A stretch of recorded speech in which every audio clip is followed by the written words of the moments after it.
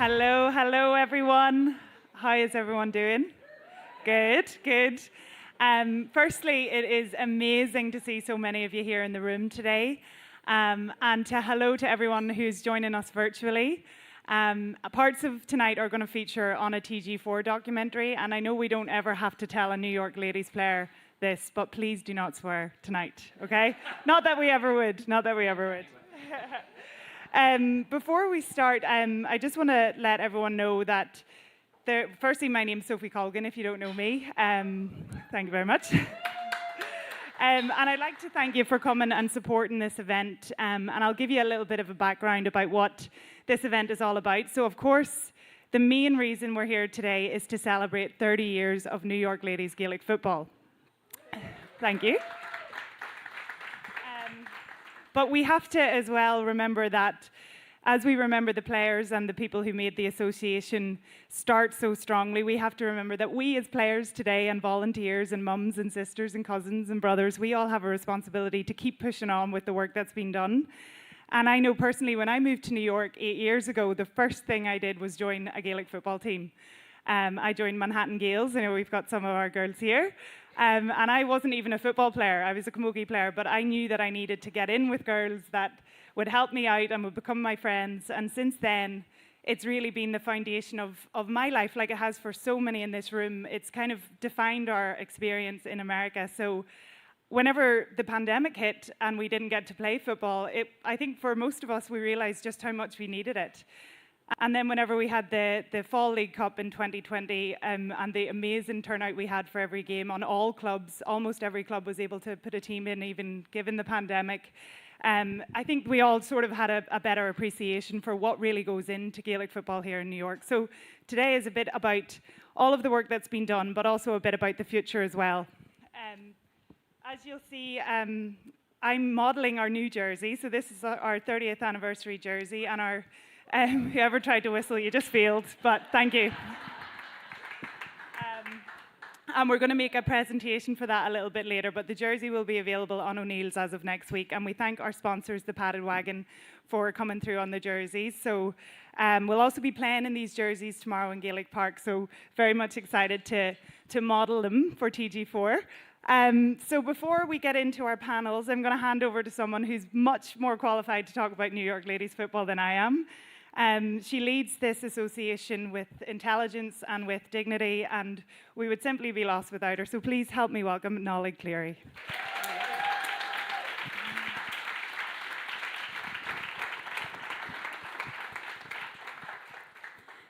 Thank you, Sophie, for those kind words. Wow, 30 years.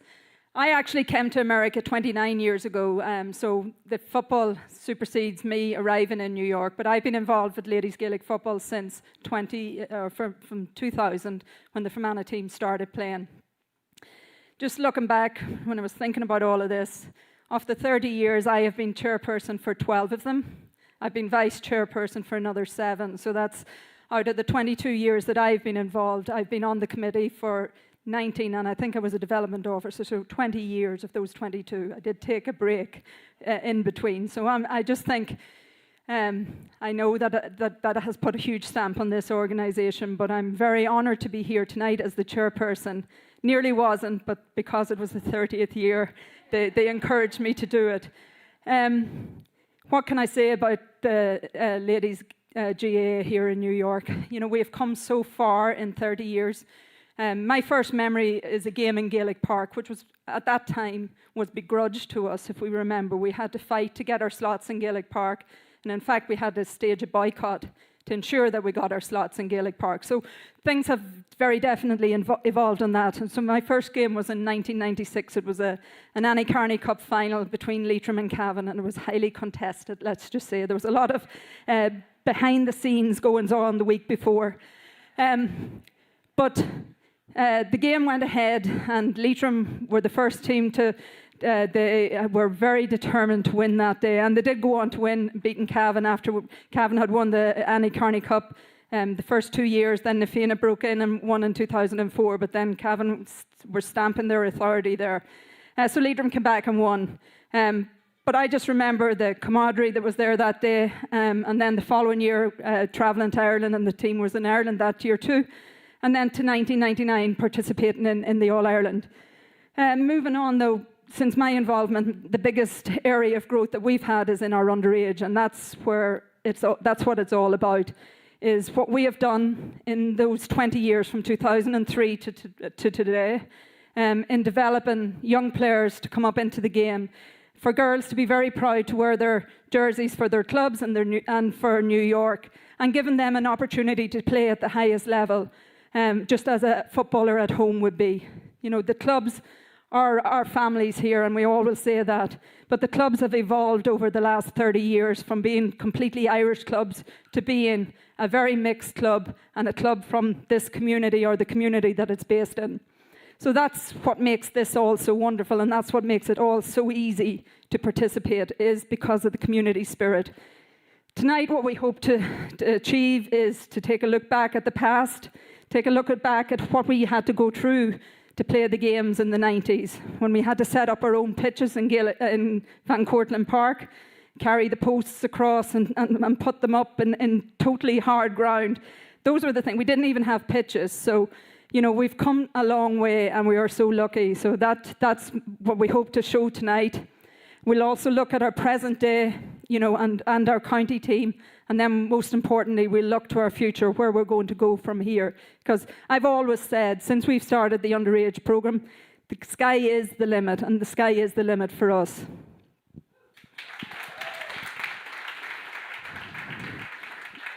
Just on behalf of the LGFA in New York, I'd like to welcome all those who are here tonight, but also those who are joining us from all over the world. I know I have several friends joining here from all over, from Australia, from Britain, from Ireland, and from every corner of the globe. And that is one of the beauties that we all have with New York. It doesn't matter where we will travel, we will have a friend in that country, we will have a friend in that county, and you know, you're never stuck for someone to meet if you do go somewhere. So that is one of the beauties. We have had so many players come through New York over the years that, you know, and they still have fond memories of their time here. Just before we start the official event, I just want to call David Tubiola. He's the Westchester County Legislator for this area, and he's just going to make a very quick presentation. Thank you, Noel. Yes, very quick. Just want to say it's a true honor to be here with everyone, and it's because of you, and especially women, that made this possible. And without great women, not only are there not great men, there's nothing in this world. Women make everything drive and go. So thank you. And from Westchester, congratulations. It's officially the Ladies Gaelic Football Association of New York Day in all of the counties. So congratulations, and thank you, everyone.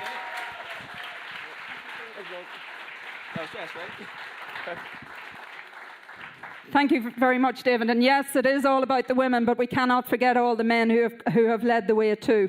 But with that, without further ado, we will lead to the first panel. I'd just like to call our first panel here, who will be moderated by, who's normally in the middle showing red and yellow cards, our referee, Mr. Frank Brady.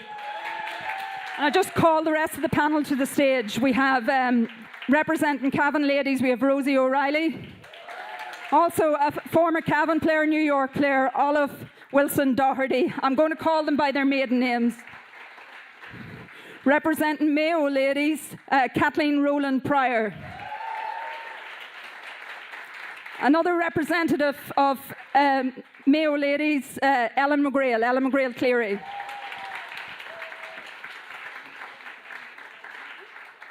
Representing Leitrim, Nolene Donnelly O'Neill.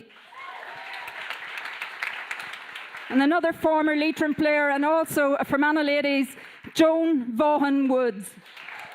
And now very much so a part of the Rangers and Saltanta Club.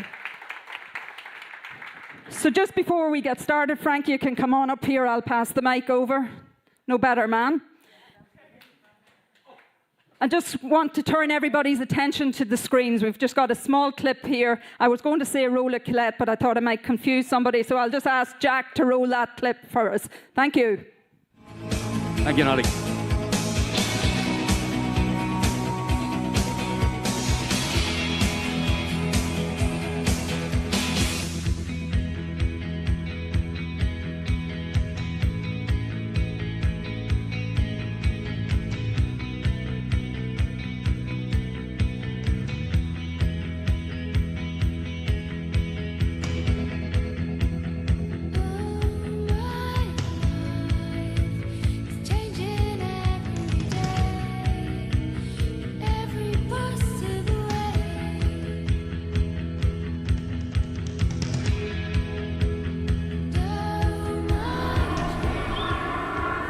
Good work in the New York defence. For New York, Max Denny. In support, Ellen McGrail. Ellen McGrail had to work hard here to play it out in the right way.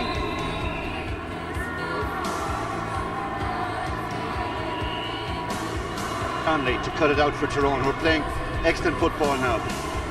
New York playing with Siobhan McGarvey for Tyrone. Shoot towards Irish Cormier, but this time it's one. New York going for a short one. Rosie O'Reilly going for a goal, and it's gone in. Yes, a goal to New York, and Rosie O'Reilly, the scorer, and that's a boost, a timely boost too for New York.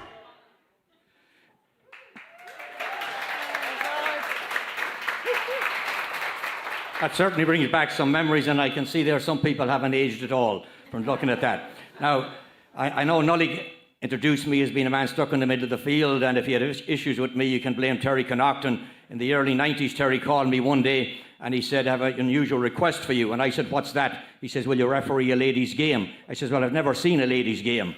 Yeah, because at that time I would have been involved in Gaelic Park mostly and up in Paddy's Field with Barnabas. So he says, "It's quite easy." Terry explained the rules to me and he said, "Actually, you know yourself."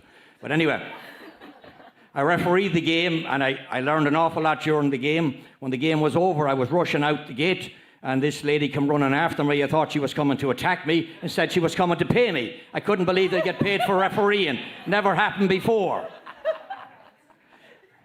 And the other thing, I wasn't invited back for a couple of years, so you can imagine how I performed in that game. So, thank you very much, Terry. Anyway, it's my very pleasant job to introduce these panellists here, and I'm absolutely delighted to be here and have been given the honour. These are people who set the foundation for the New York GAA. They were forerunners, they were pioneers, and they certainly broke glass ceilings. They didn't have a playing field, as Nully alluded to, but they certainly got the association up and running, and I think you have an awful lot to be proud of. These 6 people here were involved in the early stages. So now I will ask, starting on my left here, to introduce themselves, to say what club they played with, and to give the audience one snippet of information about them. Remember, this is a family event, no R-rated or X-rated material. All right, Kathleen, we'll start with you out there. I promise I won't curse. I was with Mayo. We started in '94, and with big battles along the way with Rosie. And it was Cavan every time, like we finals, and we lost everything. So finally, 2001, we won the first final. 2002, we won the championship in 2005. And they were the best days out here. We had great times, great battles on the field, but better crack off the field. So.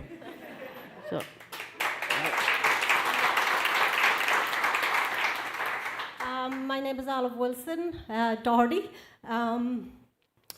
I started playing football, I think, around '78 in Ireland, and won an Ulster Championship medal, and then won an under-16 All-Ireland, and then came out here to New York in 1985, and Rosie got in contact with me with Philip Sheridan, and can't look back from there. Played for nearly 40 years.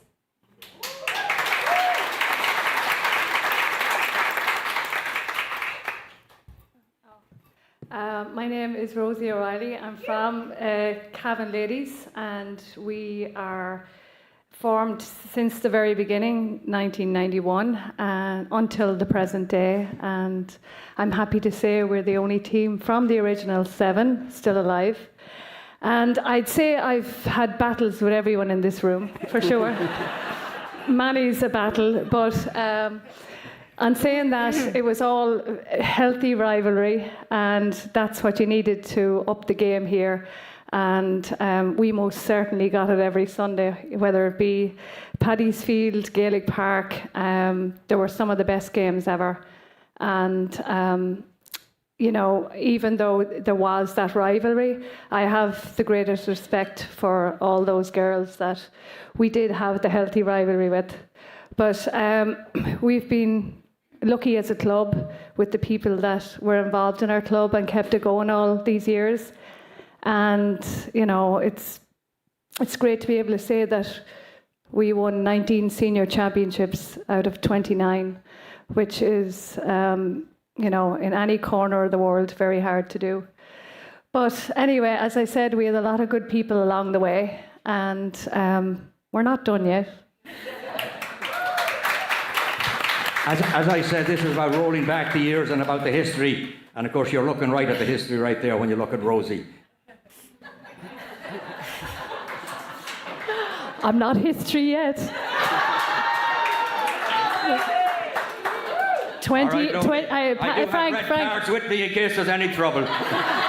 I saw one of them before from you. You could see one again too. All right, moving right along here. My name is Noeline Donnelly O'Neill. I played with Fina Club in Ireland, went on to play with Leitrim Minor and Senior. Came out to New York and Leitrim was formed out here. Our coaches was Sean Faherty, the late Sean Faherty, Eamon Rice, Michael O'Neill. And we always wanted to win the Sean Faherty Cup because that was donated by his family. But Cavan was our big nemesis that always seemed to pip us at the post. Our first win was the Carney Cup. And it was in the later years, Courtney's team came on to bring the Sean Faherty home to Leitrim. And I've been playing for maybe 15, 16 years.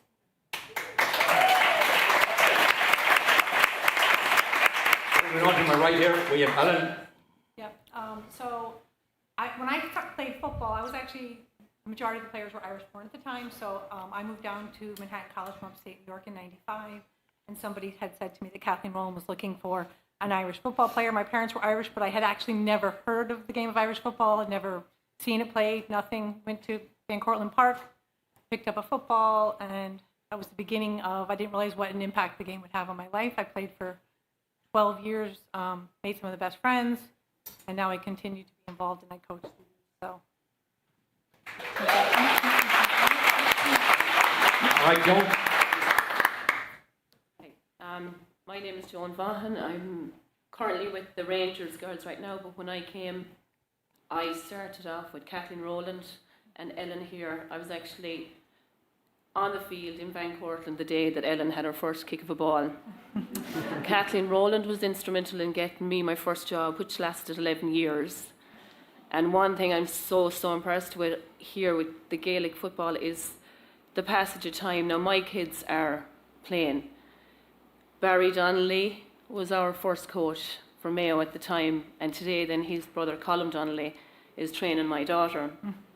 So this, you might be in New York, it might be a big county, but it's very, very small, and it's the nearest thing to a family I've ever experienced in 27, 28 years over here. It's a big honour. Thank you. Now, we'll ask you to cast your minds back to the early meetings where the teams were formed. To the best of my knowledge, there were 7 teams: Cavan, Mayo, Leitrim, Roscommon, Offaly, Nafina and Monaghan. So we will start on the left wing. Kathleen, your earliest impressions of getting the Mayo team up and running, and perhaps some of the issues or obstacles that might have been involved? Where do I start? At the beginning. Pat Harvey was our first coach, and his thing was always, if we could win one game, we'll gain players. Like, the first pint we scored, Stephanie McGrail scored a pint, and he threw the water up in there, and we're like, what are you celebrating? We scored a pint. So then Barry Donnelly comes along, and Barry goes, can any team be this bad? He said, you are bad. I was like, okay, we'll build. And he got players, and we grew from there. And it was hectic along the way, losing semi-finals, losing finals. But when we won the first championship, and it was unbelievable. Like, it was the best day. My dad had just passed away a month before, and he obviously was looking down on me.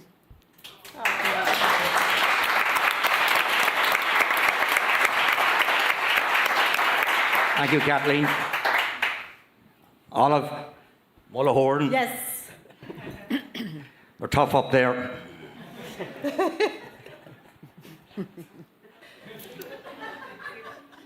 I went to school in Cavan and all about them. Oh, you did? We're not that tough. Your impressions of the early... The early days. Getting a team together and getting it on the field, and obstacles or issues you might have I had. remember going over to Van Cortlandt Park for a training session. It was an old football field way in the back, and they had goal posts, I think, at the time. and Philip Sheridan was trying to get a team involved, and Rosie was trying to pick a lot of girls that was from Cavan, and we got a good few girls from Cavan. I don't know whether there was a lot of other girls around. A lot wasn't of there? our players were from the Camogie team and the soccer team. Yeah. And the crack was great. It was really, a lot of fun. I played at home in Ireland, so I knew a bit about it. You were the only one that knew what you were doing. And I played for Mullahoran at home in Ireland, and I played for Cavan, so I knew a little bit about it. So I think he put me in, was it centre field? But I kind of wasn't a centre field person. I was running too much. Put me in at half back then. I was kind of like that position, and then I ended up in full back position. So I kind of stayed in that position for as long as I played football then after that. I wanted to go forward, but I was no good at kicking the goals. And fun memories, like the camaraderie, the wonderful girls that I met throughout playing football for the longest time. In Ireland and out here. Just so much fun. In the evening time after a game, we'd go into the pub and we'd have a few beers and talk about the game. And it was just a lot of healthy. We were outside all the time. We were running. It was really, really, really, really fun. Thank you, Olive. All right, Rosie. Short and sweet. The early days, okay. Rosie knows a lot more than I do. Oh, well, again, it was... About what? A lot of things. Again, it was, I think for us in the early days, and I think it's the same now again, it's the pitches. And I think the fact that before you played a game, you had to go across the field to a building and get out the goal posts and haul them across, dig holes deep enough to hold them, then map out a field, and that all took probably a good 45 minutes. And then you think about playing a game. So there's something to be said for having a home field and a home pitch, and it was like, we were like, God, is it worth all this bother, at times, but we did it and we got through it, and then we started getting our slots in Gaelic Park and in Paddy's Field. And, over the years we were lucky enough to have lads that were very willing to help out, in club. We had, of course, Philip Sheridan, who was there for a lot of years, and my brother Desi, he was there for another 10, 12 years as well.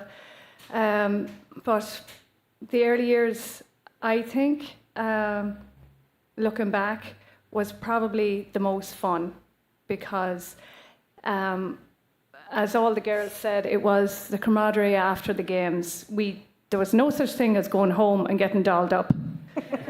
You went out in your shorts, your socks, and whatever you wore, and you went to whatever bar was sponsoring you, just exactly the way you were. And maybe you might have a little bit of spray under the arms, and that was it. You were out for the night. And those nights were always just the best crack ever. And I don't think anybody these days realises what we used to do. But it could be we finished the game at 6 o'clock, but 3 o'clock in the morning we're still hanging out. I don't think those sanitary conditions are turning any guys off somehow or other. They certainly were to turn on anyway. The smelly socks. It was on a sweat. All right, Nolie. For the Leitrim team, there was a couple of Leitrim players out here, myself, my sister, Joy McGovern. But then we depended a lot on the soccer. We got a lot from the soccer players. We had some great players, Eilish Janine, Kathleen Hickey, Anne-Marie McMahon, Colette O'Sullivan. We had fantastic players. We just got together. We had Eamon Rice training, as I said, the late Sean Faherty, Mick O'Neill. And it was a lot of fun. We trained in the Oval. We didn't even have goalposts. They put a little soccer net together and we kicked into that. But we made do with what we had. We had lots of fun afterwards. We'd go down to the pub, have a couple of, and as Rosie says, we got over to Paddy's Field, which was a bonus. You had goalposts then to play with. But the greatest thing that was meeting different girls. We had a couple of American girls play with us, and it was a lot of fun. I mean, they love the Gaelic football. Very good. You're- Well, I would have to say my memories is I think every team had like their Kathleen Rowland, and I was just talking with my good friend Sharon that I met through football, and we were saying we would just show up and play football, and now that we're kind of helping organize teams, you didn't realize that Kathleen was washing the jerseys and bringing the water for everybody, and all this other extra work. We just showed up to play, and I think every club had somebody that was as committed as Kathleen Rowland. Kathleen Rowland was our person that kept the clubs going. And the other thing was, my memory is the great coaches we had. Mayo had a lot of great coaches. And as Kathleen said, I think it took us 3 or 4 games to score a point. And we acted like we just won an All-Ireland. And we were celebrating, like I said, I didn't know the game. I was like soccer, celebrating like a soccer goal. And they probably already went down and scored another point before we stopped celebrating our 1 point. But well, we had a lot of great coaches. And not before long, we were able to compete with the top teams thanks to great coaches. Like, who do we have? Eamon Duffy, who still coaches my daughter now today in soccer. Barry Donnelly. Patty Ward. Yeah, excellent coaches that helped us move from not knowing what we were doing to being very competitive in no time. All right, Joan, your early impressions. Well, I have several funny memories and brilliant memories, and a lot of cherished memories. But one of the earliest, the year I arrived, I remember we had no phones at the time. Like, there was no text and there was no email, there was no WhatsApp to say your match is here. But we seemingly had a game in Paddy's Field, I suppose 11 o'clock one Sunday, and Clare were playing at home at the same time. So the match was being shown in the Aqueduct. And I do not know how, pure coincidence, Kathleen Rowland was driving up the street as I stepped outside the Aqueduct for a breath of fresh air. And Frank has asked us not to curse today, so I won't tell you what she said to me. So up the hill anyway, and up to Paddy's Field anyway, and at the time the song was out, I get knocked down, but I get up again. Well, that's what she was singing on the sideline to me anyway, because I just fell over the ball about 20 times after being in the Aqueduct. One thing I noticed here, the 6 of the clubs all had county names, and that seemed to be the pattern that New York, the men were following at the time. As a matter of fact, there was a rule you couldn't establish a team in New York unless it was after a county team. But would somebody tell me where Na Fianna came out of? Na Fianna was a combination of Westmeath and Donegal. They folded and created Na Fianna. Okay, very good. Now, from my early observations, there was intense rivalry between a number of teams, and especially between Cavan and Leitrim. Would Nolene like to say anything on the rivalry? Yeah, I mean, like I said... Did you hate them? No. No, never. You can tell me that, Hated that they kept beating us, but the Sean Fardy Cup was the cup we really wanted to win because, like I said, he was our coach. But we had the best games against Cavan. It always came down to a point, 2 points, maybe a few more in certain games. But it was always highly contested. Maybe a few explicits throughout the game between each of us or whatever. But kudos to Cavan. I mean, they won it for, I don't know, how many years, Rosie, you won it for? Sean Fardy? 19. 19? Yeah. Didn't think it was that many, but... Only that was after our time. We need a statistician and a computer here to keep track of some of these records. Wow. But yeah, it was great. You had to come out with your best effort if you wanted to beat Cavan. Well, I said the essence of competition was great rivalries, and how did Mayo deal with the rivalries with Cavan? Well, I can remember being in Van Cortlandt Park and Barry Donnelly training us, and we'd be training in Van Cortlandt Park on one set of posts, and Cavan would be training on the other set of posts, and it was like a competition who could stay later. The sun was gone down. It was like midnight before we went home. And Barry would be like, no way, we're going home before they go home, sprinting. We're like, oh my. Oh, I remember that. But then we'd go straight across the street to South Bend. It was like a standoff, Ellen, who was going home first. Oh my. But anyway, the hard work paid off. We did eventually win in a fight against Cavan.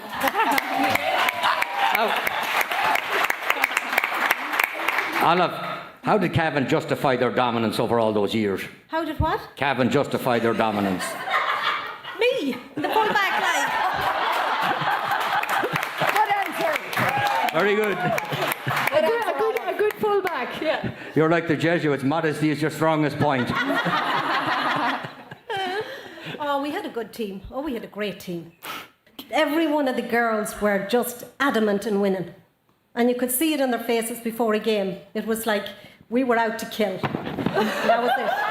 Kill or be killed. Philip Shorten and Eamon Reid and Desi, they gave us a great pep talk before we went out, every game. Don't tell them what the Okay. But it was good. I really enjoyed it. Really did. Kathleen, how did you feel about Cavan's dominance? Put it like this: if you had a ponytail, you were unlucky. If any of the ponytail pulled. Was that the Mullahorn tendency coming out there? Let's not go there. Let's not go there, Kathleen. Because there was a. Did she pull your hair once? Right. No, I never know. It's all coming out now. Better late than ever. As only now when we do it. Well, there we can laugh about it. Yeah. Ah, yes. It was good rivalry. Yeah. Anyway, most of you have mentioned, you had some very memorable moments. So I'd like you to recollect or recount some moments that touched you deeply while you were playing. Some maybe exhilarating, left a lasting impression. So I'll start on this wing first here, Joe. Well, like let's say off the field there, by the time I finished up, I was playing with Fermanagh, and we had my last couple of years. We had Pauline Boylan, myself, and Donna Quinn. Three of us went through our pregnancies at the same time, and I will never, never, never forget Pauline being sick. I'll never forget the turnout in this room for her benefit. I'm sure there's a lot more I could say of playing on the field, but again, there's no community like the Irish community here when one of your own is sick, when one of your own needs you. Thank you. All right, Ellen, what still sticks out in your mind? It's hard to follow up on that, but what sticks out with me probably was, just those games that we worked so hard for, and we finally did win. The first time we won the championship after losing several years in a row to Cavan, and I think Mayo celebrated for about 5 days, or all over Manhattan, Queens. We went everywhere with our cup. We were so proud of that cup. You nearly went over to Cavan with it. Well, the tradition was usually to go over, the winning team would then go over to the non-winning team's bar, and we all celebrated. The loser, she meant to say. You can see it, Ellen. To be quite explicit. But so we always celebrated together. After a few hours of commiserating, then we'd celebrate together. But I will say also, just to touch on her sense of community, like my first year playing, like I said, I really did not have a clue any of the rules of the game, and I'd end up in South Bend on a Sunday night, and Phil Sheridan was the opposing coach. And I remember every Sunday night he'd come over to me and he'd say, "Oh, I saw you doing this today. This is what you got to do," or "I saw you doing that today." So there really was, even though we were rivals, there was a great sense of helping each other improve amongst the different teams. Very good. I guess the most touching moment was probably for us when we were just started. Like I said, Sean Fardy, he was only a young man. He was killed in a construction accident. So for us, as a team, it just pulled us all together. We were really determined to win a cup, which we didn't pull off, but we certainly gave it our best effort. I seen Marty Devaney just walked in there, was the heart and soul of the Leitrim team back then, could organise anything. She put so much work, so much effort into Leitrim and made it the team that it was. I'm glad to hear that Marty walked in there in case of an attack. I'll have some support. All right, Rosie.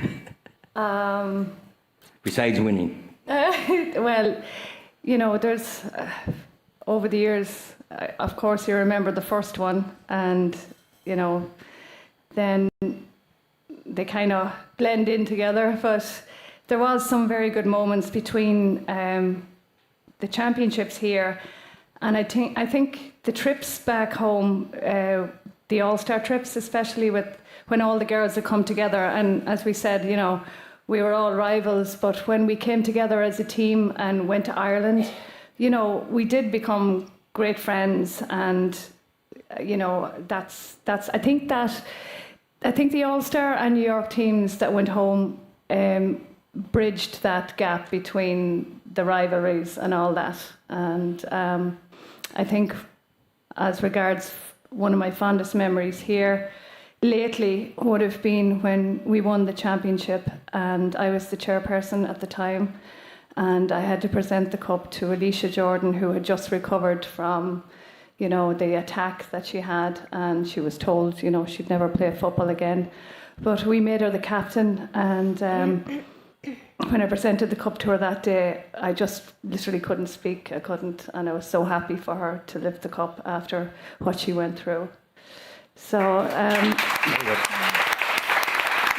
yeah, a lot. I think mine was the all-star team going back to Ireland. The first year we went down to Roscommon, Terry, and we stayed in the hotel, Abbey Hotel, and I remember my father and my mother and some of my family and my uncle coming to see us play. And it's funny, every time that we went around to play football in all the counties, my father came, Lord of mercy, and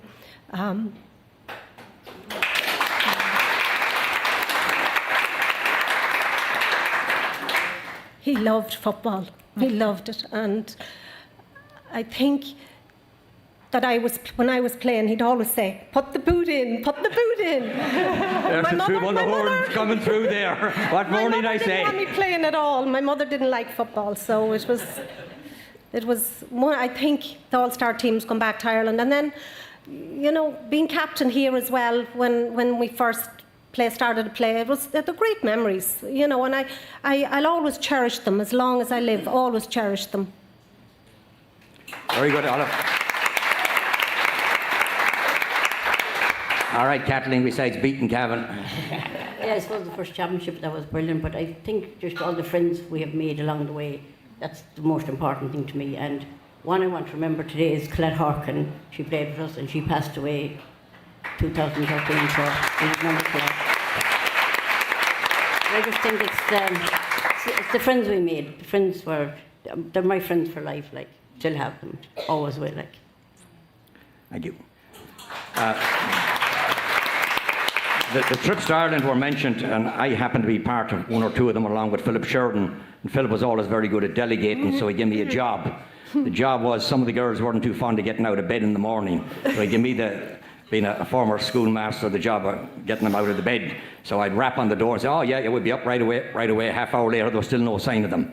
So I went back, so I learned, rap on the door, wait until they come out and open it. Then I knew they were out of bed.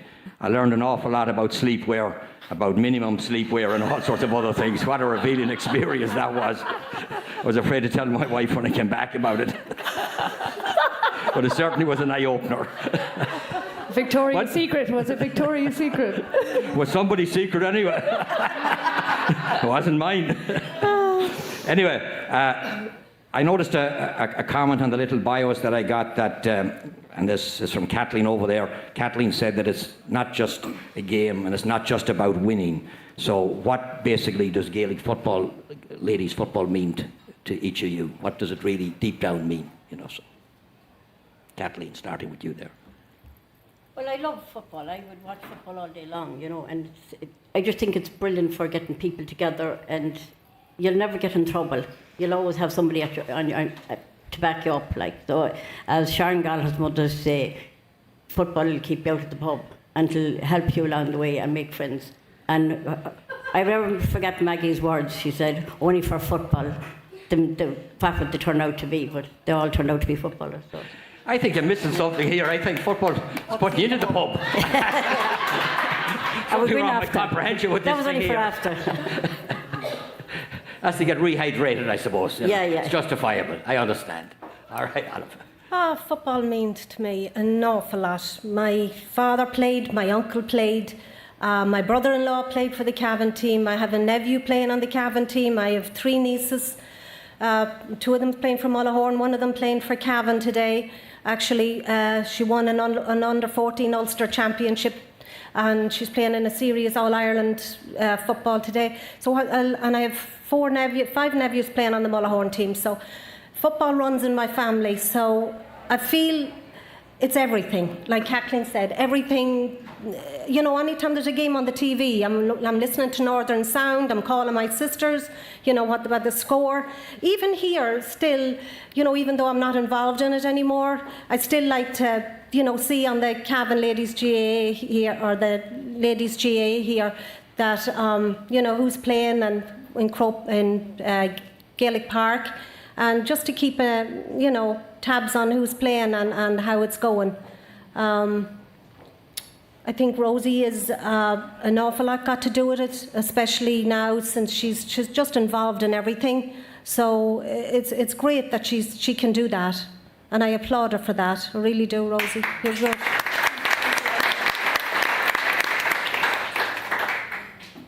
Rosie? Oh, what does Gaelic football mean to me? I have to say it means my fondest memories over the last 30 years has to be with Ladies Gaelic Football. In all our trips away, everything, you know, as Olive said, her whole family played football, same as mine. But I think I would call the New York Ladies Association here my extended family, because I have met some of the greatest friends and lifelong friends from the New York Ladies, and that I can't thank the association enough for that, because they're the ones that are there that will help you when things are tough. And let's face it, we all go through tough times, you know, but it's always your friends from the football club that picks you up. Very good.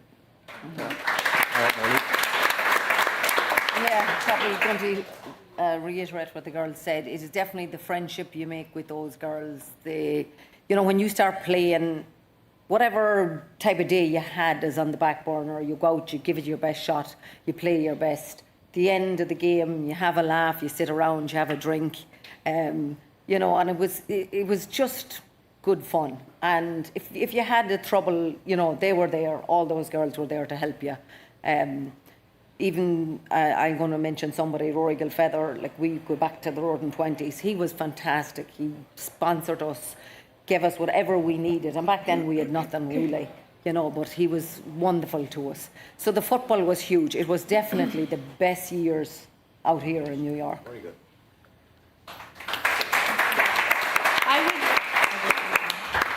So me being Irish American and my parents never having told me anything about Irish football, when I came down here and learned to play football, and I have 8 sisters, and Kathleen and I were just talking about it earlier, we think all but one of the sisters had played at least one game for Mayo along the way. So I think for me, ladies football was just this great way that my family kind of discovered it later. We all my parents used to come down to those big Mayo and Cavan finals, and my dad happened to be from Cavan and my mom was from Mayo, and he used to kind of joke that I'd have to transfer to win a championship. But I did prove him wrong eventually. But it was just a great way to celebrate my culture and get to know it. And also, of course, the families. Like, we just met the other night, 2 nights ago, 8 of the players that played together with the team 20 years ago. Like, we still keep in touch all the time. 2 nights ago, there was somebody out visiting from Ireland. 8 of us got together for dinner. So just the same as everybody else, I stay in touch with all those girls that I played football with. They're lifelong friends. Joan? The biggest impact it has on me is the friends, definitely the friends. Girls that I played football with Fermanagh, Leitrim, Mayo, you're on the opposite side now of the sideline. Like today, our under-15s and our under-17s played against Rockland in Rockland. Lauren Rodigan refereed. She didn't do a bad job either today, but we got hammered. We knew we'd get hammered, but it is so worth it. My advice to all the young kids is, like, do not give it up, because this is the best family you're ever going to come across. Right. Very good, ladies. You'll soon be off the hot seat. I just have one more question left. What would you like to see going forward? What changes would you like to see in the ladies? What do you think needs to change, or does anything need to change going forward? Kathleen, will you start? I think getting ladies football into the schools more, if there was a possibility, where, you know, when I finished playing ladies football, you know, I had 3 daughters and we weren't in an Irish neighbourhood at all, so it ended up we didn't play. I came down and did St. Bridget's a couple of times, but they wanted to play with their friends, you know, lacrosse, track, soccer, and there was no ladies football in the surrounding areas, so they never got a chance to play because we were a little bit too far away for it. But I think if it was more in the schools all around the state, I think it would definitely help, definitely. Very good. One of the things that I've noticed, and I think the men may have gone down the wrong road for a lot of years, was an over-reliance on players coming from Ireland. And I think the ladies that started the Gaelic for Girls was, and I think a good thing tomorrow in New York are playing, but there are 4 Irish-American-born players starting tomorrow, which I think is great. And there are 3 or 4 more in the subs. So I always said over the years that New York men seem to be like the energy policy that we had. We're always relying on foreign sources of energy rather than developing our own. So I think the New York ladies are certainly moving in the right direction in terms with their development program and developing the youth. I just have one short story before I finish, and I was involved in a lot of different levels. It was a kind of a blow-in with the ladies to some extent, but one of the jobs I got over the years was driving the bus up to Boston. And that was fine. We played Boston, and the lady said to me, "Can we hang out for a while?" I said 2 hours. They were absolutely delighted, 2 hours. So I said, okay. The job coming back from Boston to New York must have took about 6 hours or more. I needed a bus with a bathroom in it. We were stopped every place along the way, and in the end, any bush will do. That's what it came down. But we all got back safely, and we had great fun. They said, "You can't look out the window, I'm afraid somebody's going to get killed if I don't get you sent off the highway." Anyway, I want to thank the panelists here very much for sharing their views. I want to thank the audience. As I said, it was a great honour and a pleasure for me to be associated with such a bunch of wonderful people who got the association up and running, and it's thriving 30 years later. As we used to say in Leitrim, tempus fugit.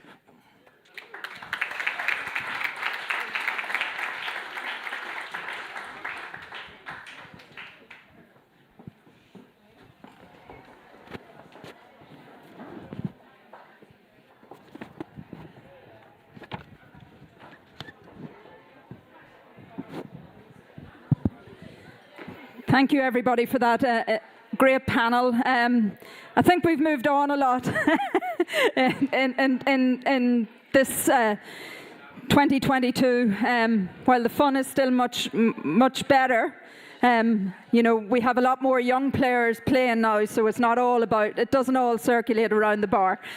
And just what we do today would not be possible without the cooperation of all the boards here in New York. It's not just the LGFA, but we have, we're a huge reliance on the New York GAA, Rockland GAA, Shannon Gales for the use of their facilities, St. Barnabas for the use of their facilities.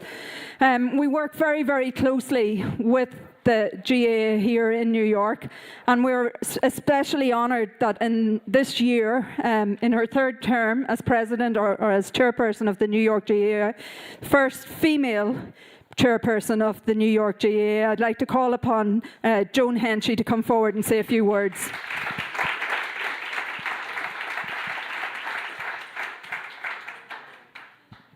Good evening, everybody.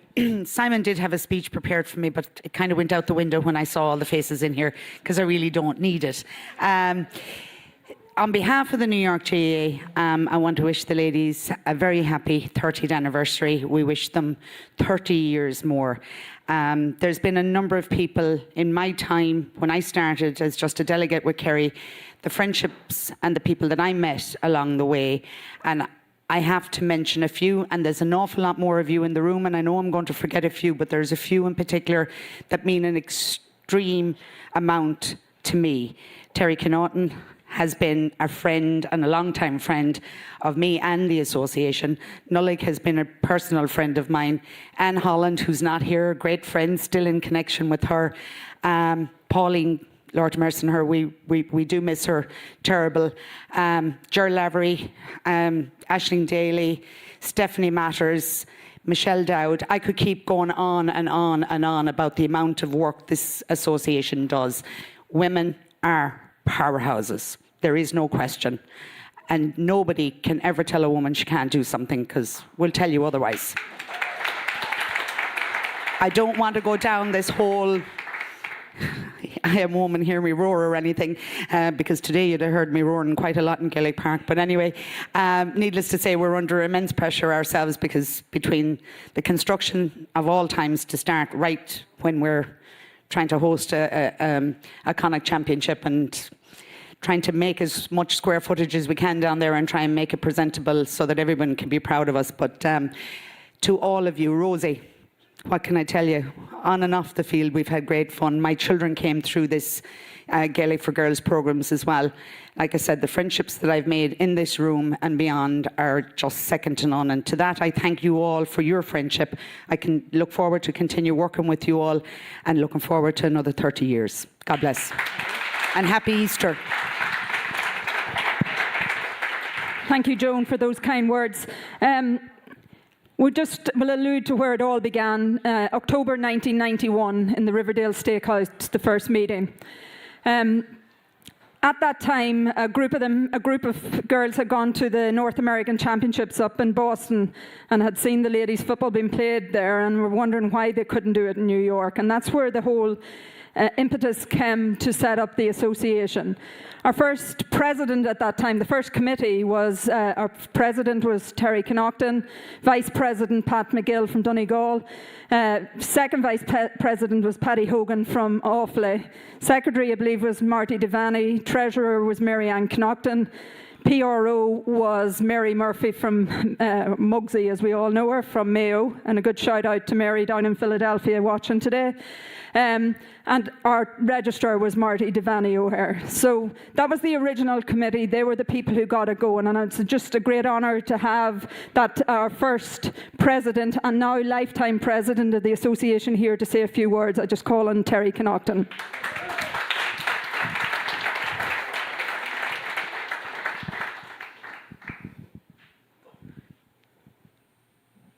You have your speech. Good evening, ladies and gentlemen. Pleasure to be here. A couple of brief things that I wrote down 5 minutes before I came over here. We had our first game in Roscommon when we came over. And the manager of the Roscommon team was next to me.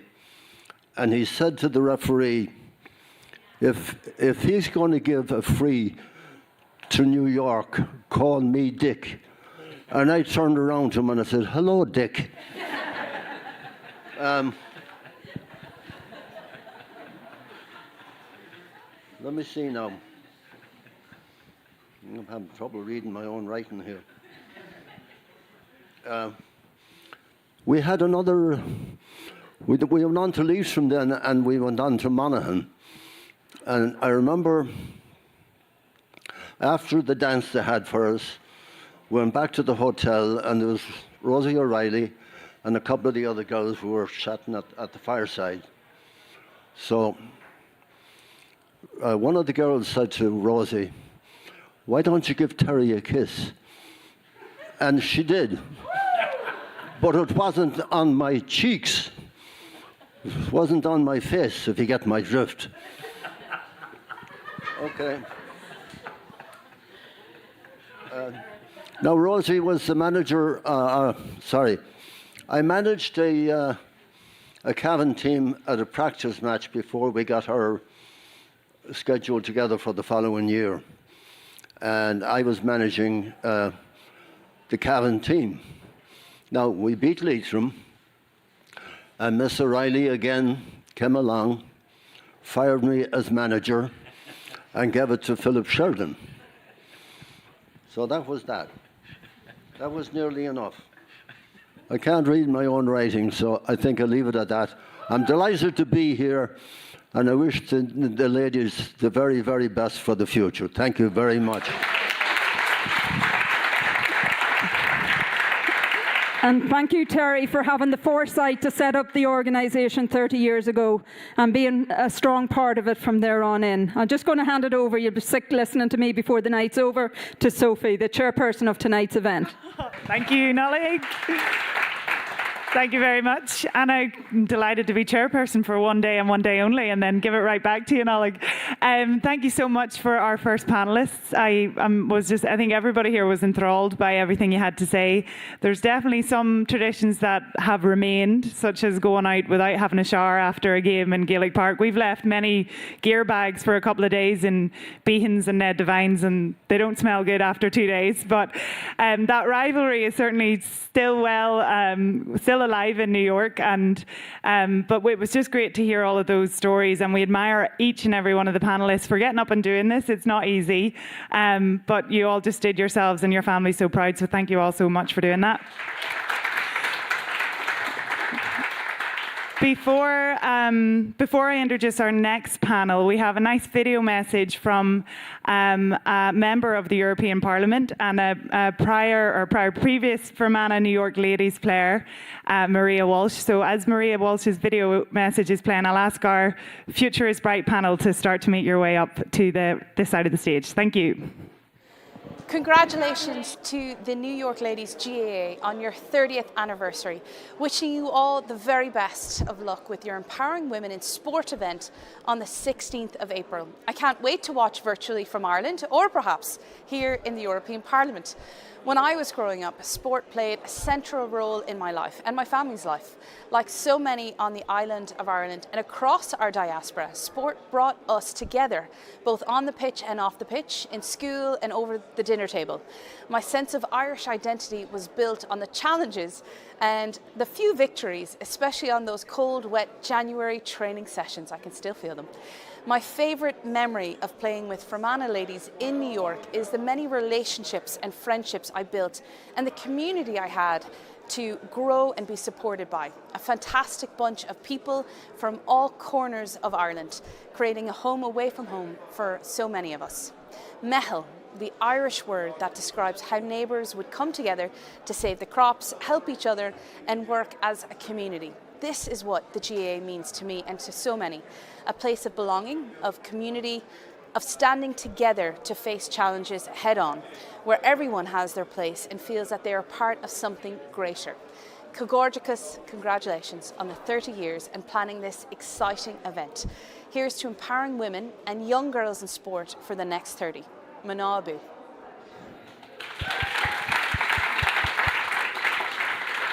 Thank you so much to Maria for sending that video message, and I know she's watching virtually, and I just saw on our Facebook, Twitter and the various platforms that we have this streaming live, we've got hundreds of people watching, so it's really, really great to have you here in the room and here watching us with us virtually. As Maria said in that video, the future is very bright for New York Ladies Gaelic Football, and this panel is going to discuss what the current state of affairs is in New York with our junior development, our underage and our junior and senior teams, and what the plans are for the future. So please help me welcome our moderator is the wonderful Aisling Daly. Aisling, come on up. We have Ger Lavery, Stephanie Mathers, Aoife Mahers, we have Sharon, Saoirse and Carmel Redigan, and we have Colette McGoldrick. Come on up, ladies. Good woman. Okay, so we have to get everyone. Did Stephanie manage the step there?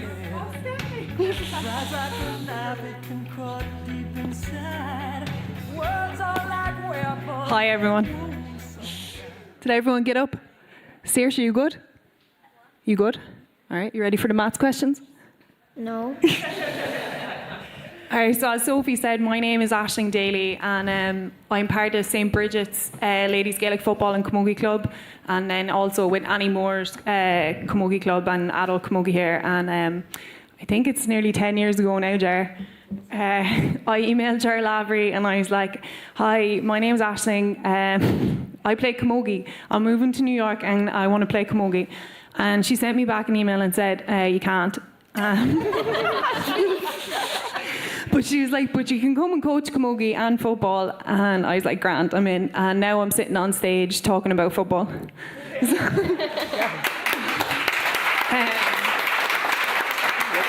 But it's an absolute pleasure to be here and to be part of the 30th anniversary event. And no, I'm just absolutely delighted to be here today. So we're going to start off with everyone to introduce themselves. So Jerry, you're first. All right. I'm Gerald Albert. I'm from Armagh, and I happen to know that there's a few Armagh people watching, so I'm going to take this opportunity to say hello to them all, especially to my sister, her son, out there in Dalton Road in Armagh City.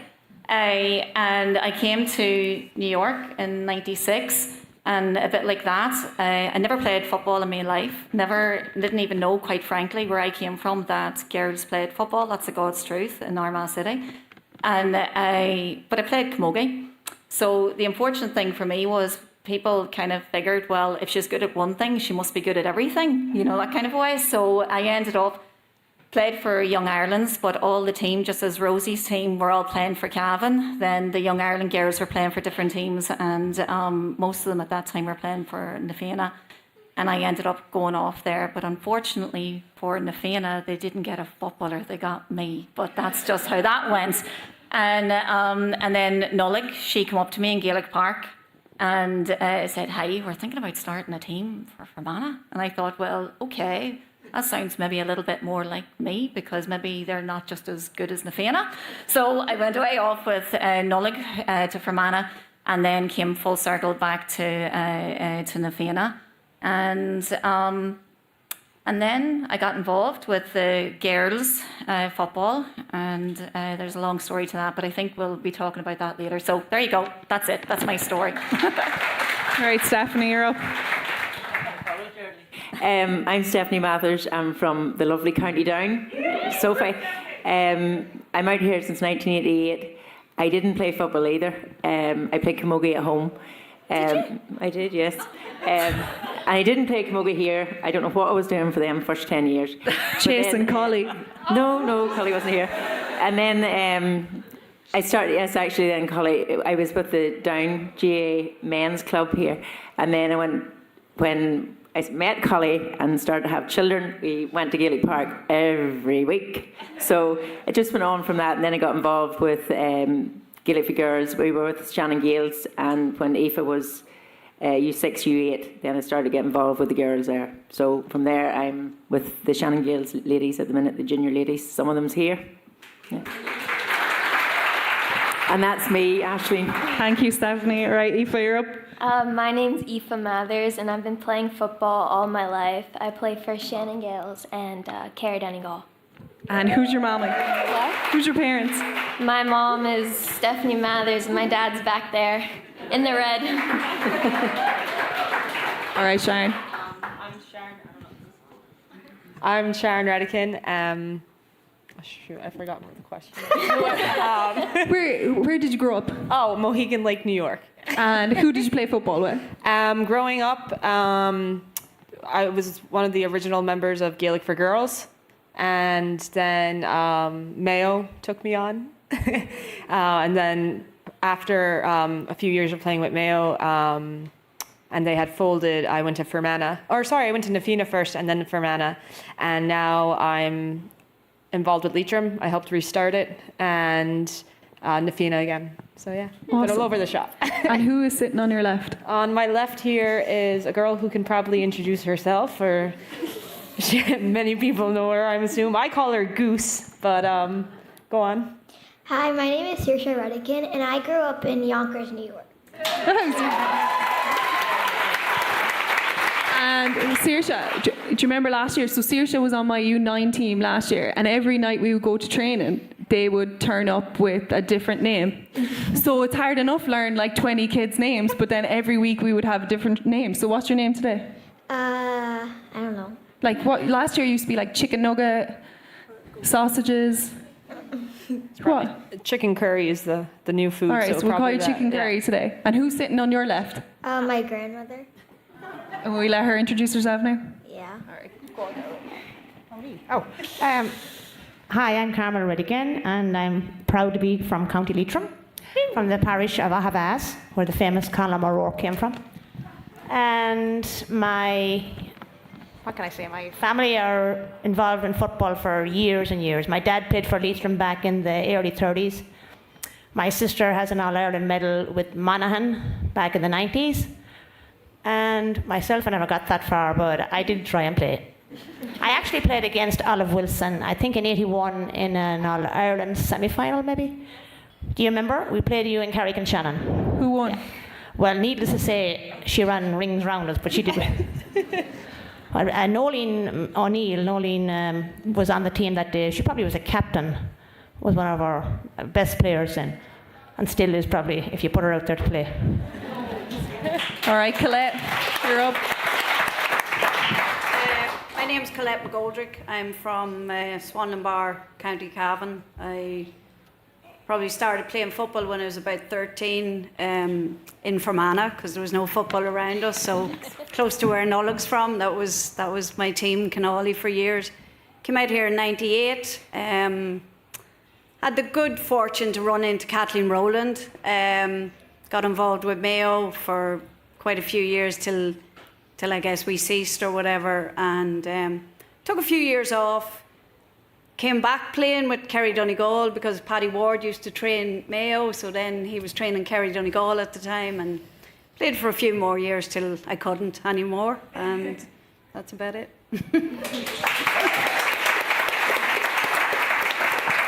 All right, so the last panel, we heard everybody speak about like when Gaelic football started here 30 years ago and the crack that you all had back then and everything. And so now we want to ask, like, so probably start with you, Jar. Like, what's the biggest difference that you see when those people started back in the 90s to where we are now, and like the growth of it through Gaelic for Girls? Actually, just before I came up here, I just was kind of getting an idea of how many we have registered through Gaelic for Girls now. So there's about 475 at the last count. It's kind of like an ebb and flow, but in and around that's what we have. So you think about that. There's 475 American-born girls playing football in New York. That in itself is an absolute, like, that's such an accomplishment. And I think actually one of the bigger successes of that, number one, you have like, you know, the amount of girls that are playing, but then in addition to that, we're kind of like now into almost like the second generation, as we see Sharon here, in terms of our players, our American-born players are now our referees, they're now our coaches, they're now taking up positions on our executive boards, which is just absolutely remarkable. And I think throughout this past few years, there's been that whole idea. I think we've kind of like come full circle in the sense that it's accepted now that our future is with our American-born players. That's where the future is. The immigration trend has changed, and the immigration has changed, so we don't have that same influx of like when the likes of myself or any of the panelists that showed up, and whether they played or they didn't play, they just went and they joined football teams.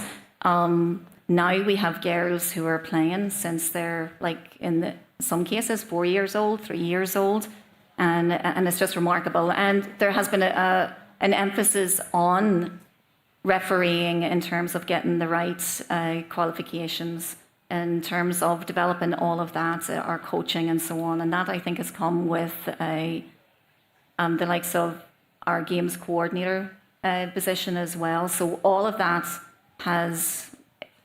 it's become more professional, I want to say. And I don't even like using that word professional, but it's become more organised, I think. It's more structured now. There's more structure. Yeah. There's more structure than just how showing up on a Monday, Tuesday or a Wednesday night. And there's a pathway for the girls. There's a pathway, not just on the field, but outside of it. And it's not like they play until they're U14s and then they're lost to basketball or they're lost to softball or whatever. Like there's much more of a trend of them staying on like IFA or like your Grania, and it's expected that they're going to play junior football and senior football now.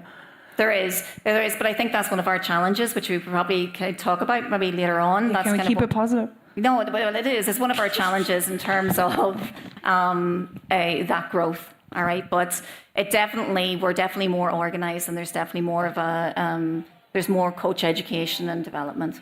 Yeah, exactly. And like Carmel, you have a really unique perspective, like to everybody that's here. So like you would have, like in the start, you would have brought Sharon to training, and now you're coming and you're bringing Saoirse to training. So like, do you see like a big difference from when Sharon started out to when Saoirse started out playing? not really so much as when Sharon started, because it's not that long, wasn't she? She She's started. not that old. No, but I Young mean, mom.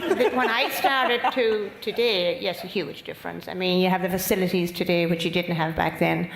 We had to make our own goalposts, whether it was 2 jackets you put on each side and stuff like that. Or like the tournaments have probably changed, have they, since Sharon started to Saoirse started? Oh yes, there was no tournaments really as such back then. And Saoirse is a dual star, sorry. Okay. You play camogie and football, right? Oh, yeah. You're a dual star. Dual too. Oh. Yeah, she plays both. Saoirse. She plays lacrosse also, so she plays basketball. What about that golf? You still playing that? What? Golf? No, she gave it up because I think it coincided with She's her. asking me this.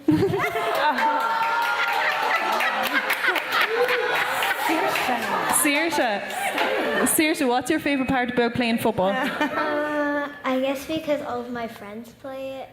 It's good fun. Yeah. Yeah, or your best friends all play football with you? Yeah. And is it really cool that you get to play football and your mommy played football and your granny played football? Yeah. Isn't that very cool? Yeah. Like my mommy definitely didn't play football. And I barely played football. But that's so cool that you have a mommy that played football and your granny and that they come and support you for all your games and everything, isn't it? Yeah. It's very unique, like, it's really cool. And like, Aoife, what about your experience of playing with your mother and your dad coaching you? It's a difficult topic to talk about, if I'm being honest. But I'll just say it's an easy ride to training and to all the games.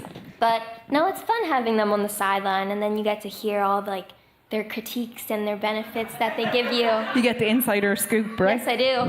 After practice and during the games. But Do you think they're harder on you? yeah, easily. Yeah, but it's not fair, right? they try not to be. Your brothers told me the other day at training that you'd run rings around them, so. I would. I used to see Aoife playing with the boys. She definitely did. It was scary. Who's the most competitive in the Mathers household? I'd probably say my dad. if I'm being honest. And if any of you don't know, Aoife is one of 8 kids and she has 7 brothers. Right? Yeah. And your dad's the most competitive. Stephanie, how do you feel about that? Oh, I agree with Aoife. I guess, Stephanie, could you talk to us about your Féile experience and bringing home a Féile team and your daughter being on that team?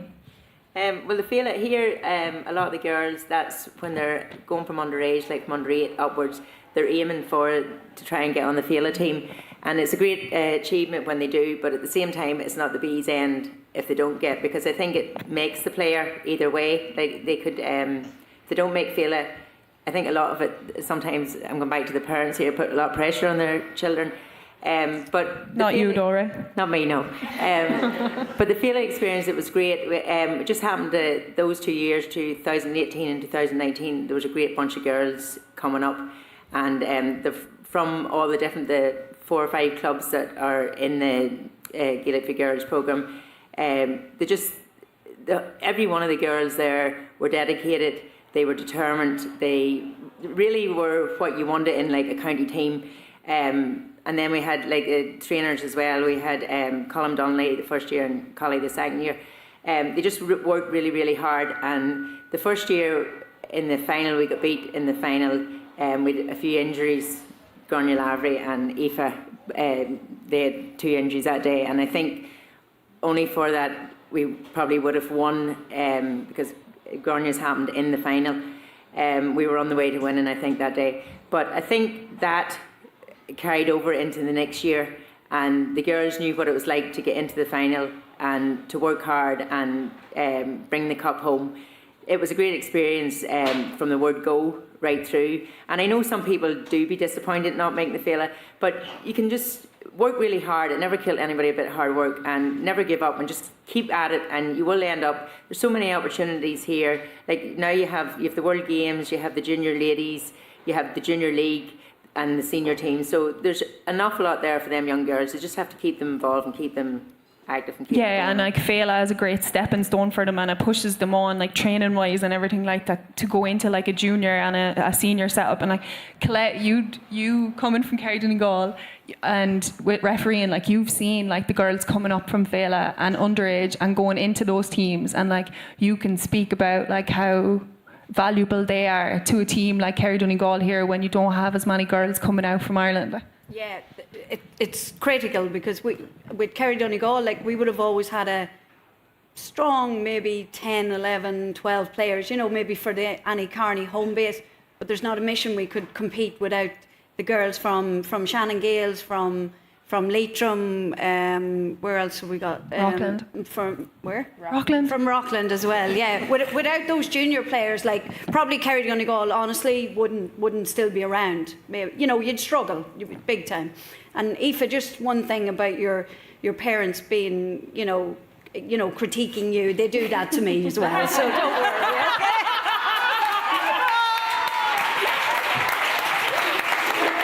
We don't want to leave you out. Claire, who's the best behaved junior manager on a sideline? Oh God, I don't know. I no comment. Thanks, Nolan. You have to keep it entertaining. And then I guess like Sharon, you came from like the underage system into adult football. Like, did you find it like challenging to come up through it, or like was it a natural progression up?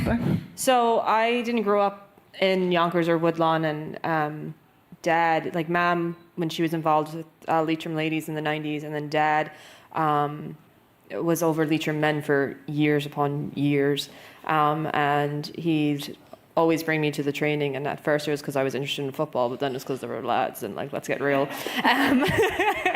But then I just stuck to it, and when Gaelic for Girls started, on Saturdays, Mum used to work in Clark's, and we'd go down there, and you know, we didn't have a sitter, or we'd go to my aunt's house. So Mom was like, oh, you know, just they're starting football here. And actually Joanne Monaghan, who's here, Louise Fox and Eleanor Fox were like our first coaches that I can remember anyway. So if I'm missing someone, I'm sorry. But those are definitely the three that I remember. Just your favourites? Well, Anne Holland was there too, yes.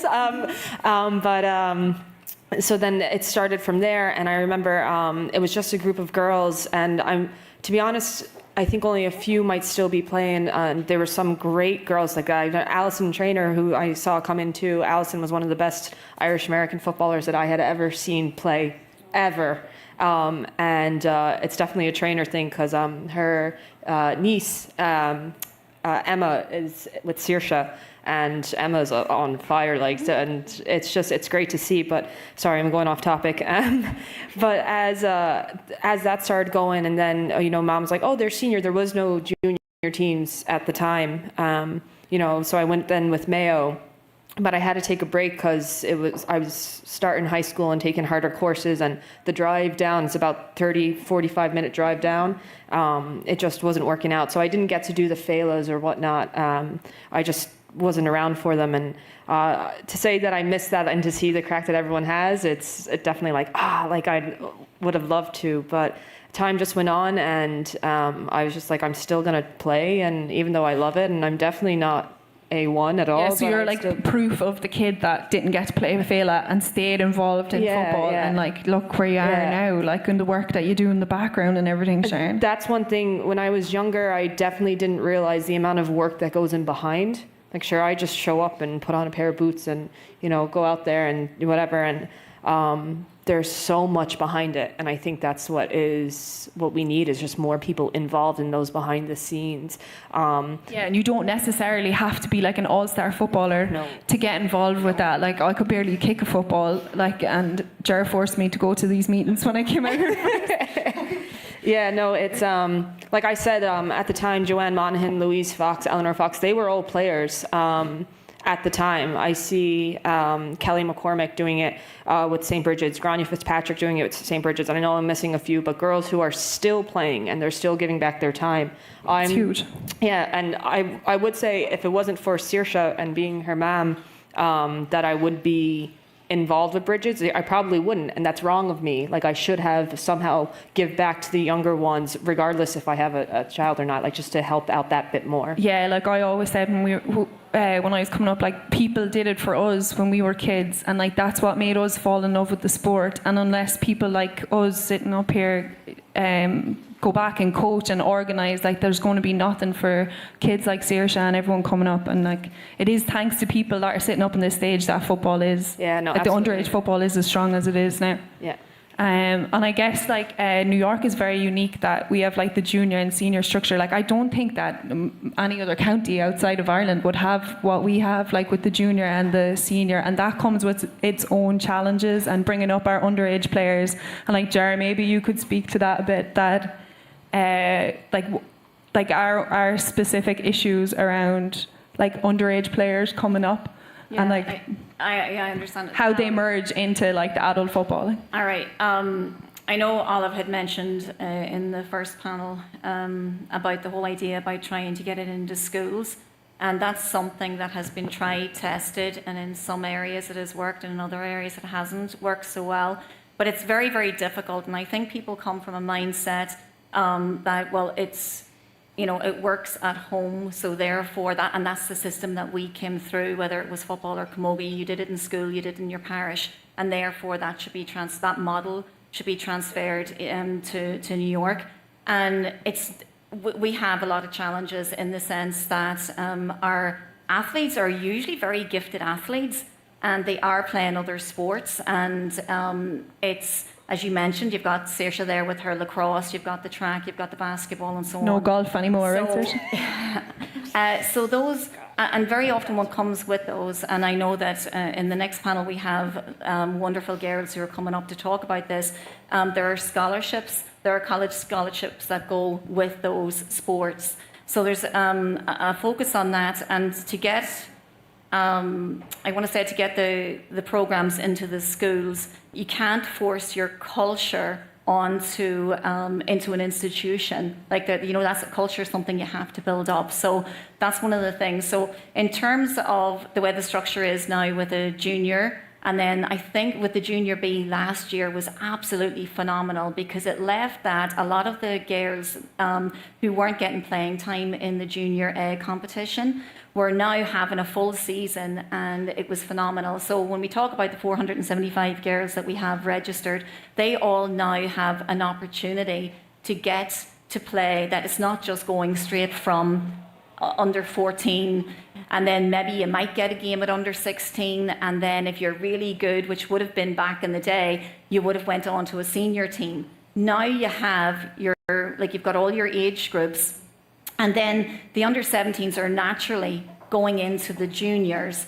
And then now with the junior B, it's just that bridge has been built, and it's leaving it that there's more of an opportunity for more of our girls to get playing time, which is absolutely essential, playing time, because having girls, 25 girls, I know it's an exaggeration, on the sideline and them not getting an opportunity to play, it's no benefit. Is of no benefit.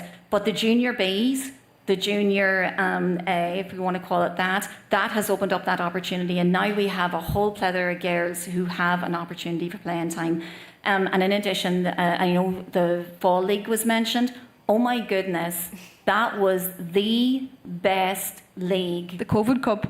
Whatever it was, the Fall League was the best league, and I think it really and truly showcased to New York the talent that there is within New York. Yeah, so, and I think as a coach, that season, like I think that was our highest turnout ever for a junior football team, was when we had the COVID Cup.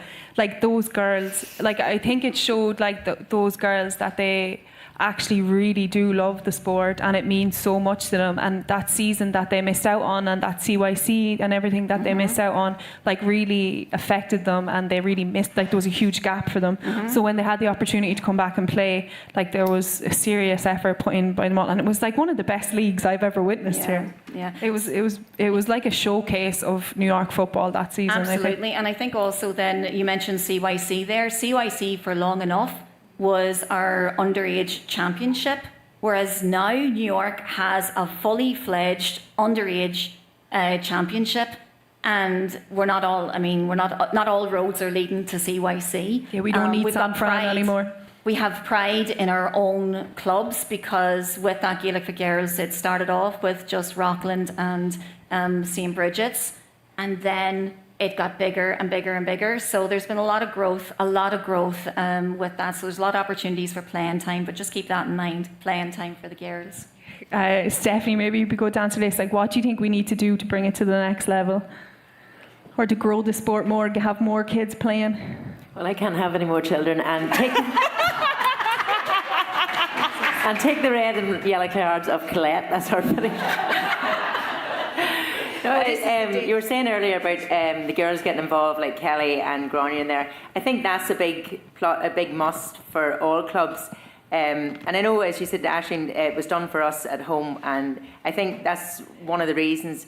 Like I see in the Gaelic for Girls last year, it was started in the minor board as well, the 5-star ambassador programme, and it's a programme where there's a girl goes to each underage U7 club, like minor board and Gaelic for Girls, and it's like a 16-year-old. She's there with them for like the 10 training sessions, and then they go and they play on a Saturday morning. So that's them giving back, and then they have to, like, some of them. And they're getting rewarded for it as well. Yes. Like, it's great incentive for them. Yes, and they're doing like some of them are doing, like, we had a referee course there last week, and there was like, I don't know many. Simon was there, but and there was a camogie course the week before. But they do that, and then like, you're just talking about the growth. Like last year in Rockland for the semi-finals and the finals, it was unbelievable, the crowd that was up there, and it was just constantly from the morning, like right through the rest of the day. And the girls that were doing the ambassador course were now doing umpiring lines thing. So I think from when they can give back, like at 16, 17, I know there's other sports, there's other school and a load of other stuff going on, but they have to give back. And even, like, I remember I was only 16 or 17, got involved in our club at home as well. But take a role, even if it's something small, like even if you start off giving out water along the sideline. I think we do need to see more women on the sideline, Claire, sorry, shouting around. No, but I think we do need that. We need more women to be seen, and I know it's great to have the men and all, but the women are there. There's no reason why you're not there. Like, you don't have to know everything. You can do something small and then just get to know everything as it goes on. But I do think they should be taking up more roles in the county board and in their own clubs. And just like that way, I think it'll trigger down in the girls to see it. And when they see role models there, that then it'll encourage them on to get involved. So, Aoife, what's your biggest goal now in your footballing career? I would say to go play back in Crow Park again. That was one of my I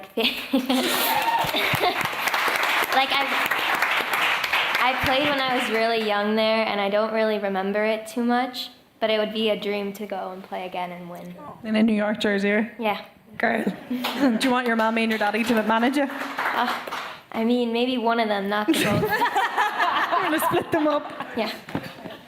Colette, as a referee in New York, what do you think that we can do to help the likes of you, or like encourage more people like you to get involved? Because no, to be fair, Colette, like you've made a massive difference, like, and I see it as a coach, like you explain to the girls like what they're doing wrong, or like you come at it from like a player perspective, whereas like previous referees might not have played ladies football.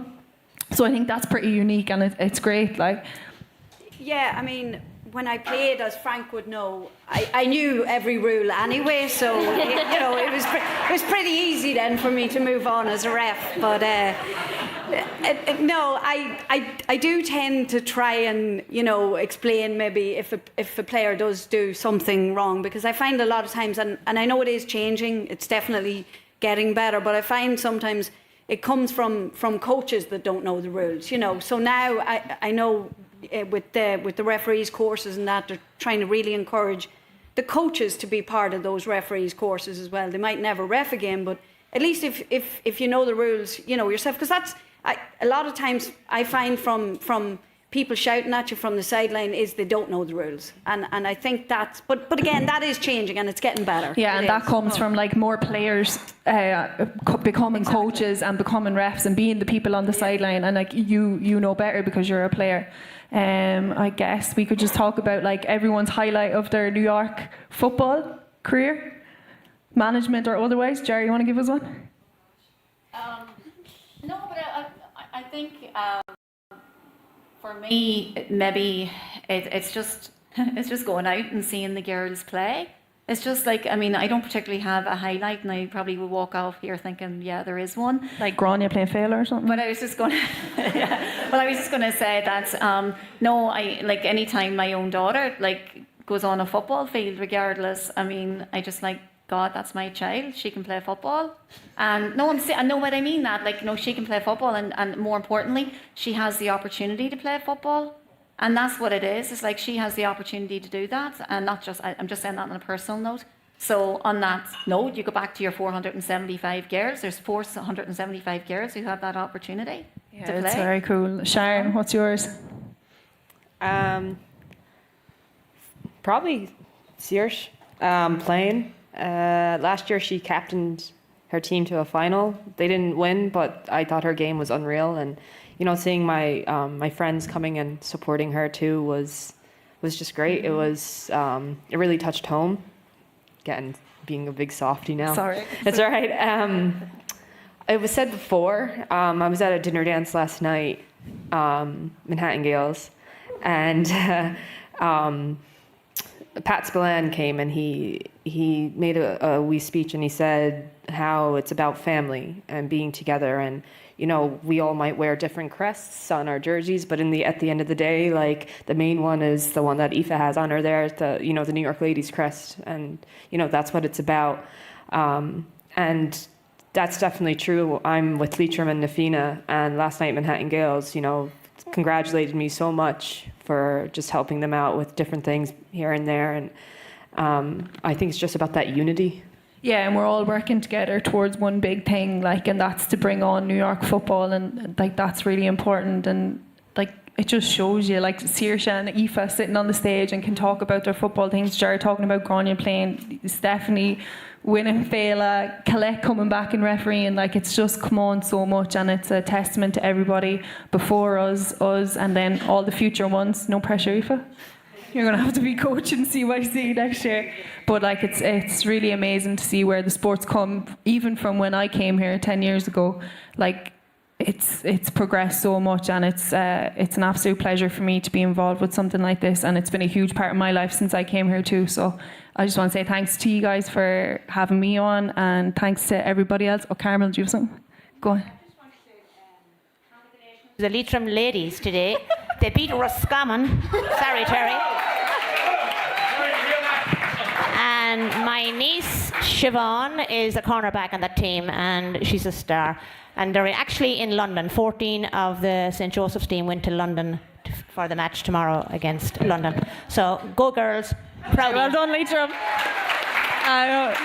Thanks a million to everybody who was on this panel, and thanks to everybody, and Sophie, who did a fantastic job of putting this together, and everyone else in the background. And thank you very much, guys.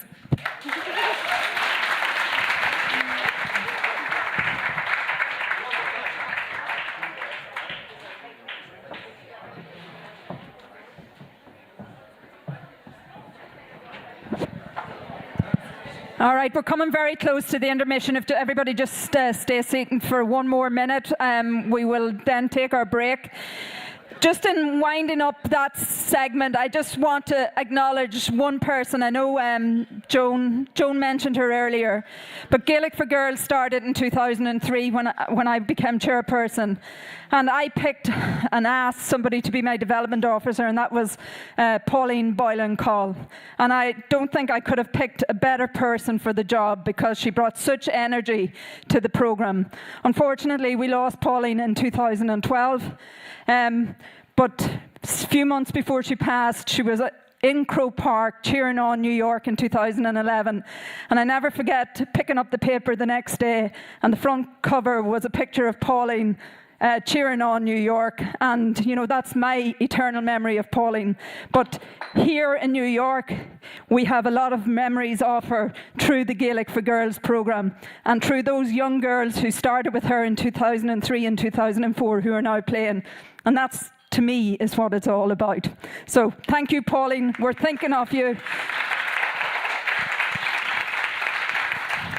So as part of our 30th anniversary, we had a little competition to design a crest.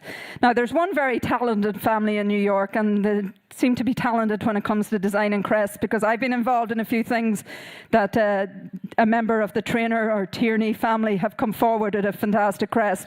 But our winner of this competition was one of our young players who won a Junior B with Sultana. She won last year. So I'm very honoured to call Ciara Cronin, one of those young players, to come forward to receive her jersey. And this is her crest as she designed it right here.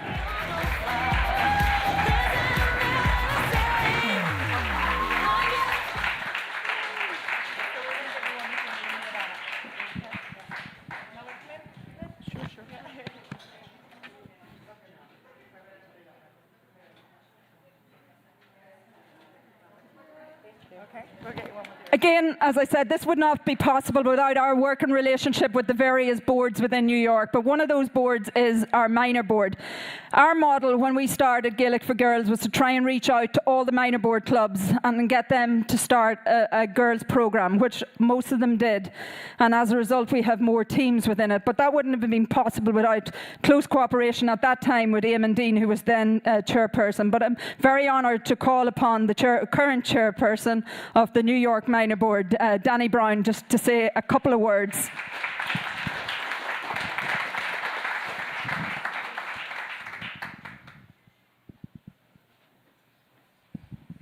Thank you, Nolik. On behalf of the New York Minor Board, I would like to commend the people who've put this together here today, Nolik and everybody involved. The Gaelic for Girls and the Ladies Board started 30 years ago. I believe Terry Connaughton was the chairman. So it was his vision, and I'm sure a lot of people around him had the vision to start a girls program here in New York. So continued success and deep gratitude is awarded to Terry and all his right-hand people at that time. But the future lies with Nolik here and the Gaelic for Girls chairperson. So I know Nolik's going to do a good job, and I know Frank Beatty here, so he's a fantastic group of dedicated people organising, and the future is bright for Gaelic for Girls and the Ladies Board. So on behalf of the Minor Board, I wish us continued success in the many, many, many years ahead. Enjoy the evening and happy Easter to everybody. Thank you all. I hope people don't think that we're overly biased towards the Ulster counties here tonight. But anyway, let's just say time has come for you all to refill your glasses, go to the bathroom, and we'll see you back in 20 minutes. Thank you.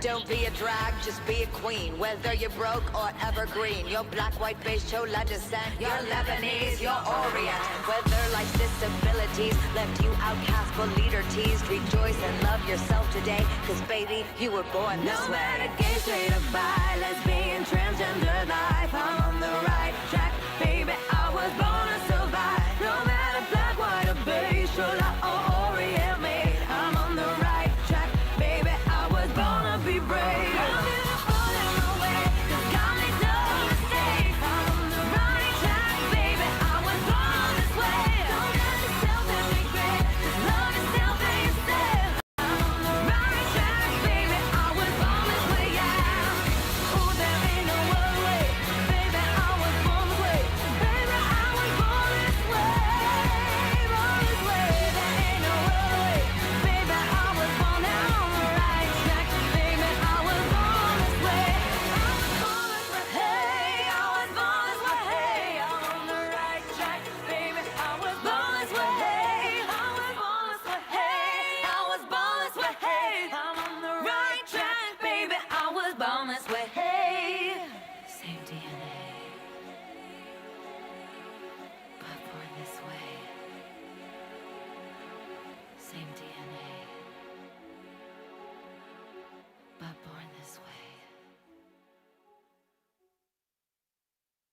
Somebody once told me the world is gonna roll me. I ain't the sharpest tool in the shed.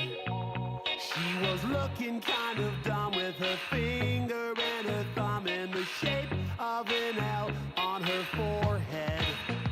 Well, the years start coming and they don't stop coming. Fed to the rules and I hit the ground running. Didn't make sense not to live for fun. Your brain gets smart but your head gets dumb. So much to do, so much to see. So what's wrong with taking the back streets? You'll never know if you don't go. You'll never shine if you don't glow. Hey now, you're an all-star. Get your game on, go play. Hey now, you're a rock star. Get the show on, get paid. And all that glitters is gold. Only shooting stars break the mold. It's a cool place, and they say it gets colder. You're bundled up now, wait till you get older. But the media men beg to differ, judging by the hole in the satellite picture. The ice we skate is getting pretty thin. The water's getting warm, so you might as well swim. My world's on fire, how about yours? That's the way I like it, and I'll never get bored. Hey now, you're an all-star. Get your game on, go play. Hey now, you're a rock star. Get the show on, get paid. All that glitters is gold. Only shooting stars break the mold.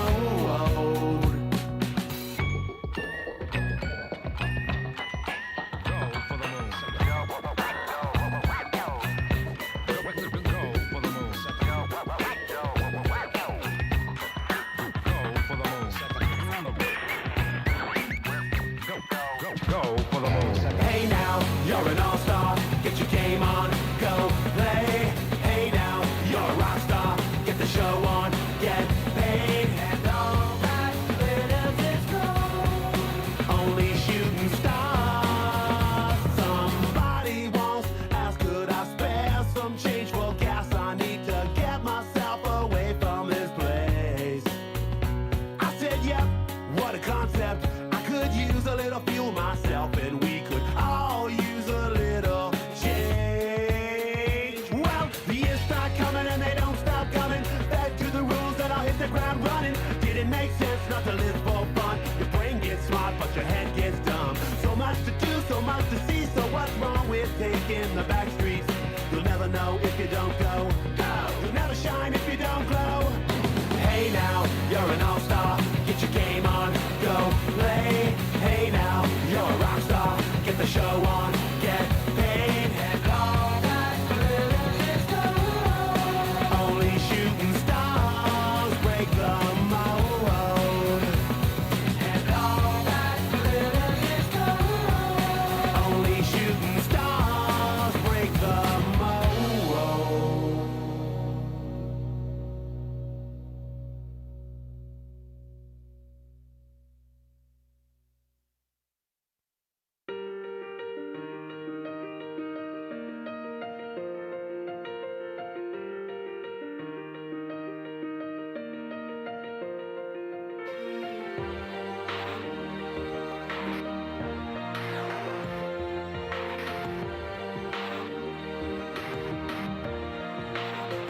Yeah, you can be the greatest, you can be the best.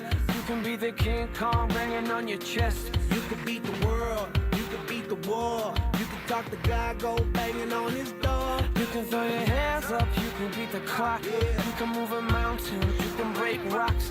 You could be a master, don't wait for luck. Dedicate yourself and you go find yourself. Standing in the Hall of Fame. Yeah. And the world's gonna know your name. Cause you burn with the brightest flame. Yeah. And the world's gonna know your name. Yeah. And you'll be on the walls of the Hall of Fame. You can go the distance, you can run the mile.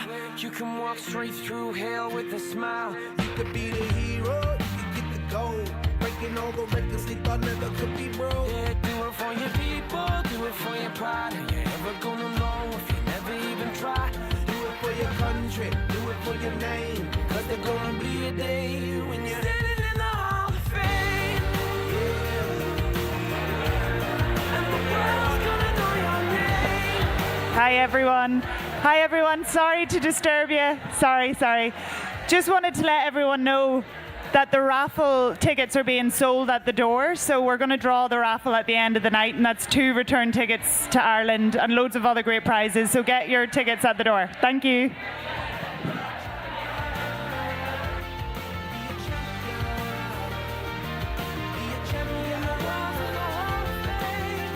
Be students, be teachers, be politicians, be preachers. Be believers, be leaders, be astronauts, be champions, be truth seekers. Be students, be teachers, be politicians, be preachers.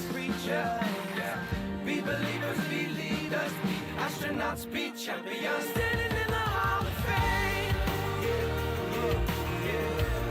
And the world's gonna know your name. Cause you burn with the brightest flame. And the world's gonna know your name. You'll be on the walls of the Hall of Fame. You can be the greatest, you can be the best. You can be the chain card hanging on your chest. You can be the girl, you can be the boy. You can be a jacket hanging on the wall. You can throw your hands up, you can be the clock. You can move a mountain, you can break rocks. You can be a master, don't wait for luck. Dedicate your champion, find your voice. Standing in the Hall of Fame.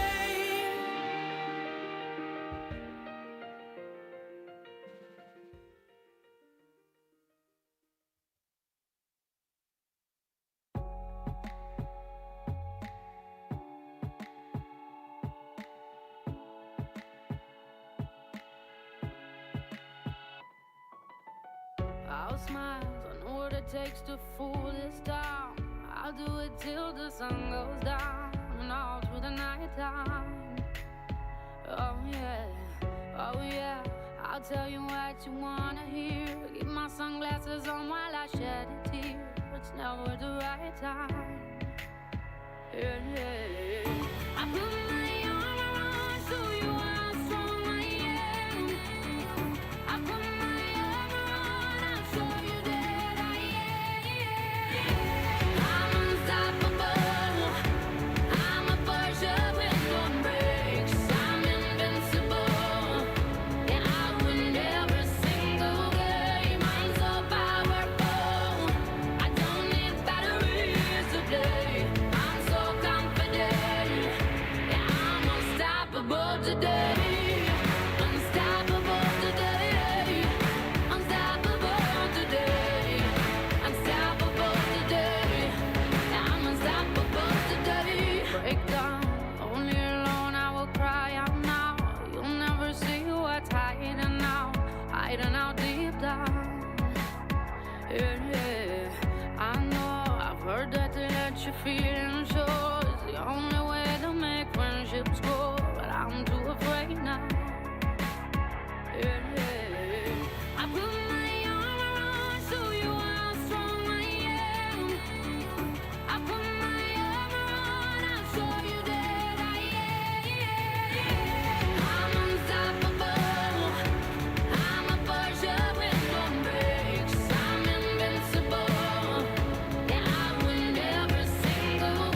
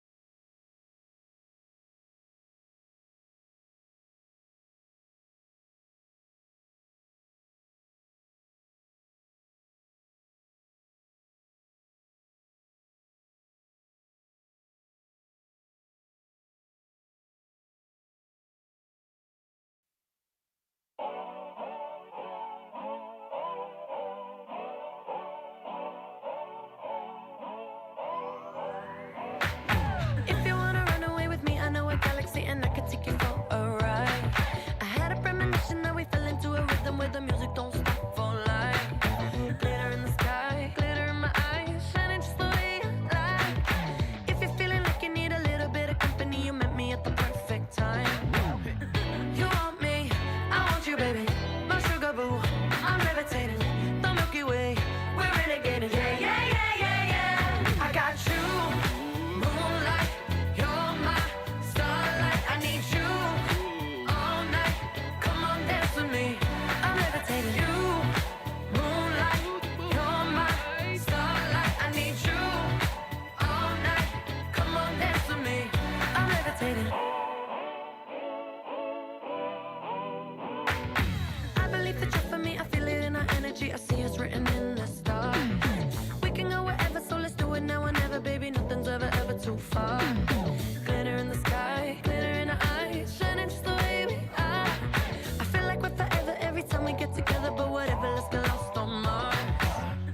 You want me, I want you, baby. My sugar boo, I'm levitating. The Milky Way, we're renegading. Yeah, yeah, yeah, yeah, yeah. I got you, moonlight.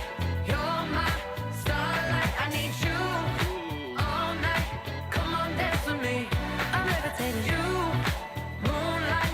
You're my starlight. I need you all night. Come on, dance with me. I'm levitating. You can fly away with me tonight. You can fly away with me tonight. Baby, let me take you for a ride. Yeah, yeah, yeah, yeah, yeah. I'm levitating. You can fly away with me tonight. You can fly away with me tonight. Baby, let me take you for a ride. Yeah, yeah, yeah, yeah, yeah. My love is like a rocket, watch it blast off. And I'm feeling so electric, dance my ass off. And even if I wanted to, I can't stop. Yeah, yeah, yeah, yeah. My love is like a rocket, watch it blast off. And I'm feeling so electric, dance my ass off. And even if I wanted to, I can't stop. Yeah, yeah, yeah, yeah. You want me, I want you, baby. My sugar boo, I'm levitating. The Milky Way, we're renegading. I got you, moonlight. You're my starlight. I need you all night. Come on, dance with me. I'm levitating. You can fly away with me tonight. You can fly away with me tonight. Baby, let me take you for a ride. Yeah, yeah, yeah, yeah, yeah. I'm levitating. You can fly away with me tonight. You can fly away with me tonight. Baby, let me take you for a ride. Yeah, yeah, yeah, yeah, yeah. I got you, moonlight. You're my starlight. I need you all night. Come on, dance with me. I'm levitating. You, moonlight. You're my starlight. I need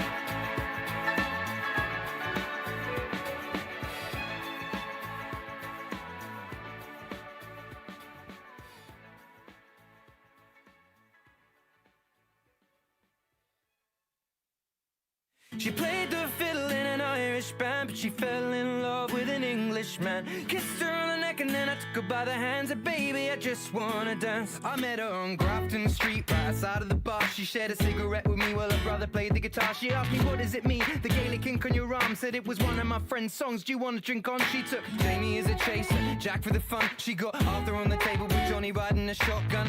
Chatted some more, one more drink at the bar, then put Van on the jukebox, got up to dance. You know she played her fiddle in an Irish band, but she fell in love with an Englishman. Kissed her on the neck and then I took her by the hands. And baby, I just wanna dance with my pretty little Galway girl. You're my pretty little Galway girl. Hey! You know she beat me at darts and then she beat me at pool, and then she kissed me like there was nobody else in the room. As last orders were called was when she stood on the stool after dancing to Kaylee singing to trad tunes. I never heard Carrick Fergus ever sung so sweet. A cappella in the bar using her feet for a beat. Oh, I could have that voice playing on repeat for a week. And in this packed out room where she was singing to me. You know she played her fiddle in an Irish band, but she fell in love with an Englishman. Kissed her on the neck and then I took her by the hands. And baby, I just wanna dance, my pretty little Galway girl. My Galway girl. My Galway girl. My Galway girl.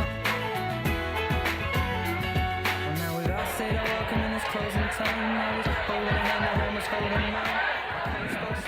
Okay, folks, we're about to get started again, so if you can start to make your way back to your seats. And I have a big favor before we go live again. I need to ask everybody to move up to the front rows, because we look on the stream like there's nobody here, even though the room's full. So please do come up to the front rows for our last couple of panels. We're going to get started in just a minute.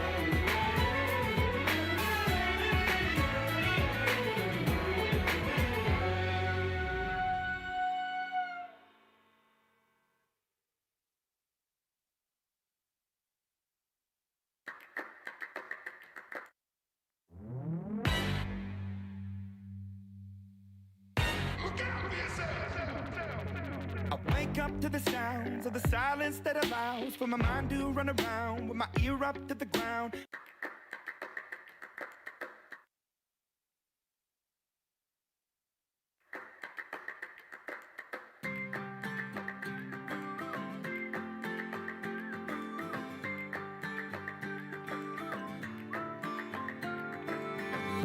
If you love somebody, better tell them why they're here, 'cause they just may run away from you. You'll never know quite when, well, then again it just depends on how long the time is left for you. I've had the highest mountains, I've had the deepest river. You can have it all, but now keep moving. I'll take it in, but don't look down. 'Cause I'm on top of the world, eh? I'm on top of the world, eh? Waiting on this for a while now. Paying my dues to the dirt. I've been waiting to smile, eh? Been holding it in for a while, eh? Take you with me if I can. Been dreaming of this since a child. I'm on top of the world. I've tried to cut these corners, tried to take the easy way out. I kept on falling short of something. I could have gave up then, but then again I couldn't have, 'cause I've traveled all this way for something. I take it in, but don't look down. 'Cause I'm on top of the world, eh? I'm on top of the world, eh? Been waiting on this for a while now. Paying my dues to the dirt. I've been waiting to smile, eh? Been holding it in for a while, eh? Take you with me if I can. Been dreaming of this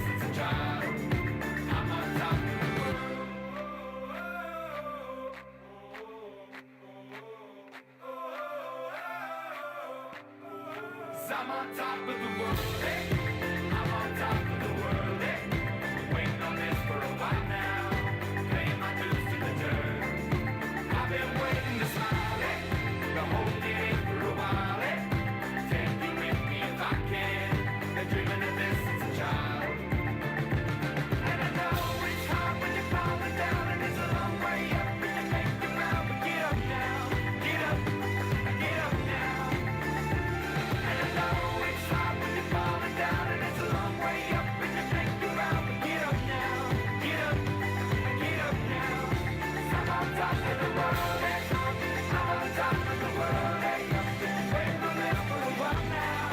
Paying my dues to be heard. I've been waiting this long, hey.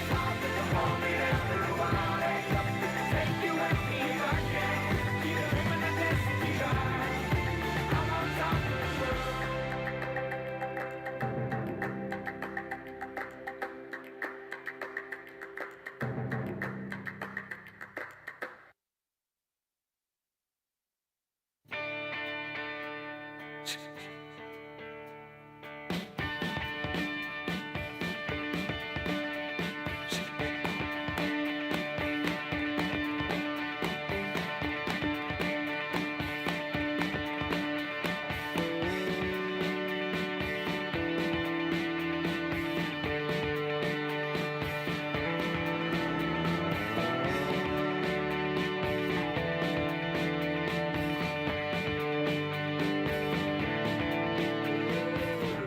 Well, she was an American girl, raised on promises.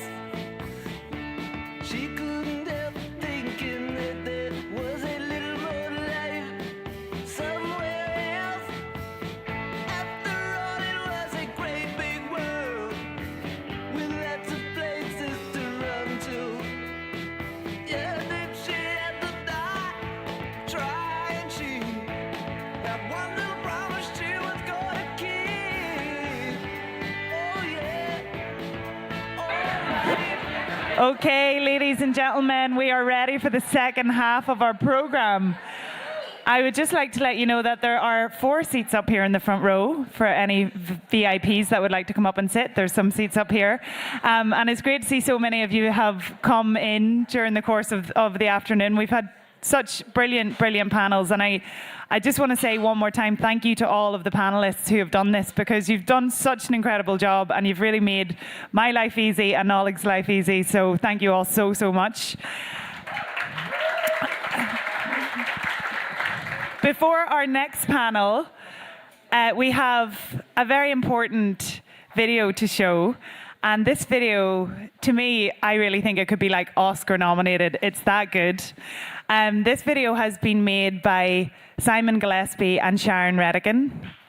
Yes, big round of applause.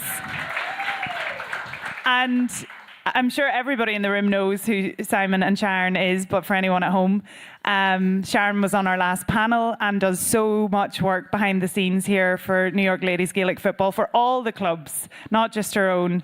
And the photography she started to take last year really elevated New York Ladies club games and give us all so much like pride seeing the photos, and it made every game seem legitimate, and she's really done what we're trying to achieve already. She makes every player feel special, and we just can't thank Sharon enough for all the work she does and the things she's done and created for this event for our social media. She's replies to my texts no matter what time they are. So Sharon, thank you so much for everything. And Sharon's over there at the door. I have to push the raffle again. So raffle tickets are $20 for one, 3 for 50. Aer Lingus have donated 2 return flights, either from here to Dublin or from Dublin to here. So if you're at home, you can still buy a raffle ticket. We'll be drawing it after 8, and you can buy a ticket here from the girls at the door. And there's loads of other really great prizes, and the donations have been really, really appreciated. And then, sorry, on to the next person who's part of the video. That's our one and only Simon Gillespie. Simon has been Games Development Officer for New York Ladies since 2010, or for the GAA here since 2010, and he does an incredible amount for our association. A lot of it goes unnoticed, and he would never want to get any spotlight for it. But whenever we started to talk about this event, Simon was like, what can I do to help you? How can I help to promote what has already been done? And the research he's done for this video, and he's been in touch with people at RTE. He's went through archives of newspapers, of video clips that were long videos of bad quality, and he's made it into a masterpiece. So after the video, we're going to hear a wee bit from Simon about the past and the history of the association. So enjoy.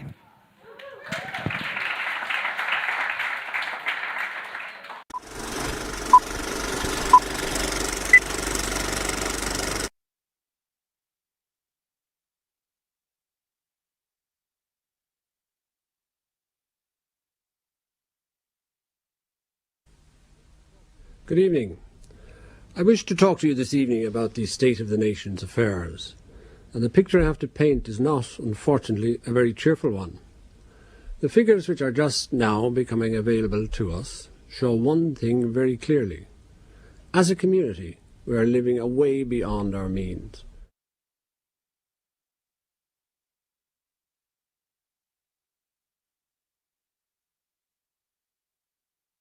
There are villages and towns in Ireland where you won't put a decent hurling team together anymore. But today in New York and Boston, that's no problem.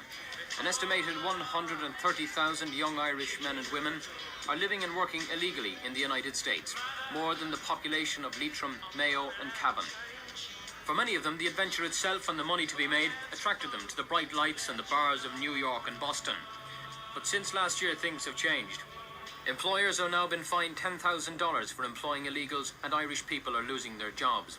You can make big money in construction still, but get injured at work and you pay the bills.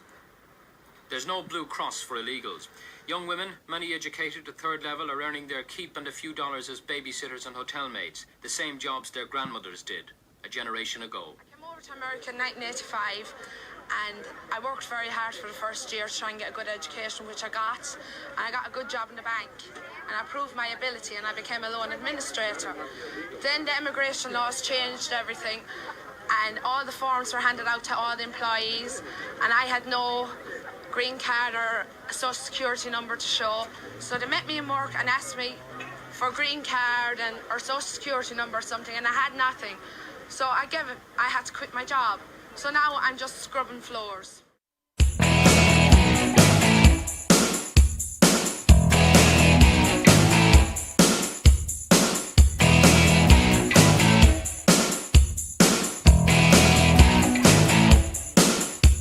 I'm dancing with 7 bells, watching the pig of my star. See how the black moon fades, soon I can give you my heart.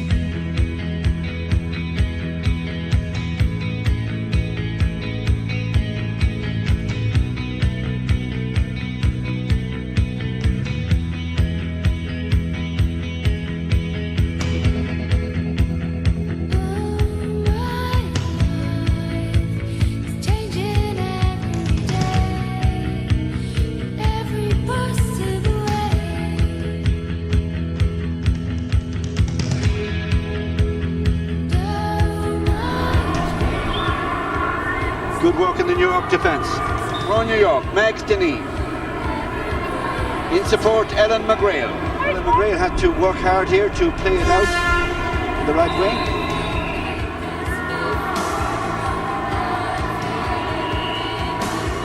Conley to cut it out for Tyrone, who are playing excellent football now. New York playing with Siobhan McGarvey for Tyrone. Shoot towards Eilish Cormier, but this time it's one. New York going for a short one. Rosie O'Reilly going for a goal, and it's gone in. Yes, a goal to New York, and Rosie O'Reilly, the scorer, and that's a boost. A timely boost too for New York. And all your time waiting for that second chance, for a break that would make. It's 8:52 here in New York. I'm Bryant Gumbel. We understand that there has been a plane crash on the southern tip of Manhattan. You're looking at the World Trade Center. We understand that a plane has crashed into the World Trade Center. We don't know anything more than that. I need some distraction. Oh, beautiful release. Memories seep from my veins. Let me be empty. Oh, weightless, and maybe I'll find some peace tonight. In the arms of the angel, fly away.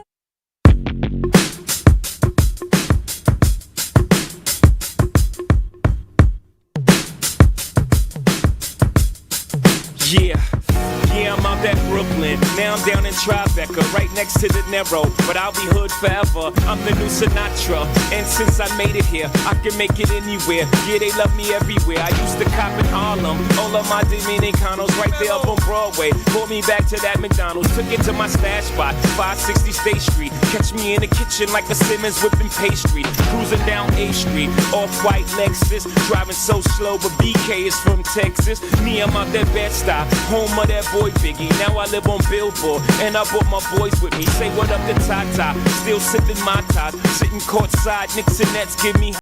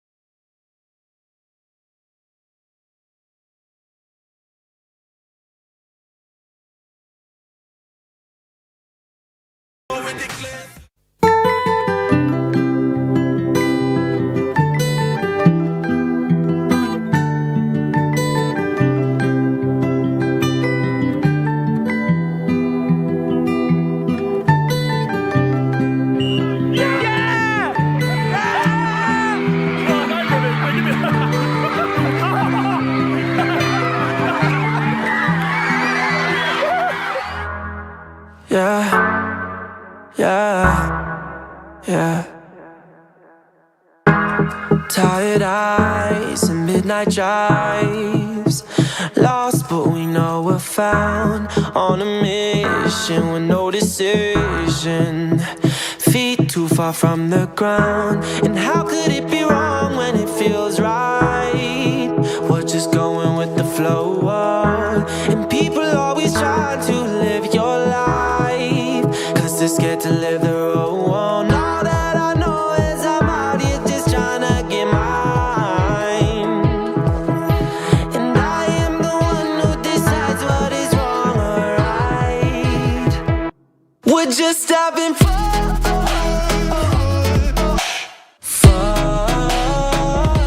We're just having fun. You're glad you came then after all that. Thrilled we came. It's an amazing feeling. World champions.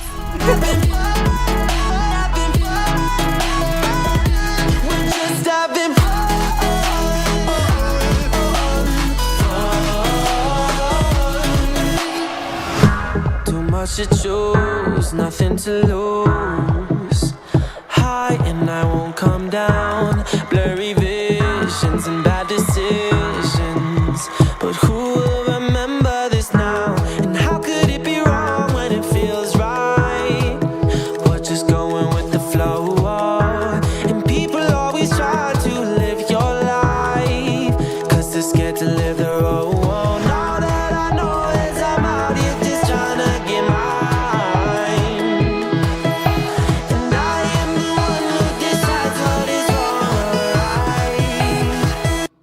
We're just having fun.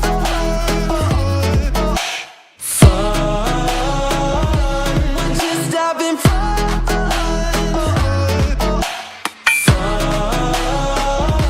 We're just having fun.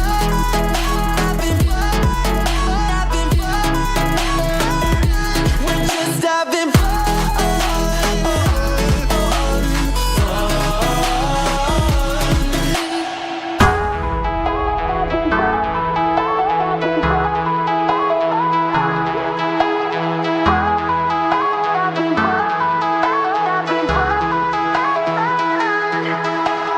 All that I know is I'm out here just tryna get mine. And I am the one who decides what is wrong or right. We're just having fun.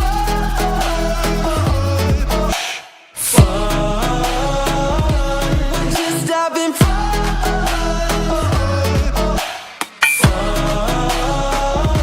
We're just having fun.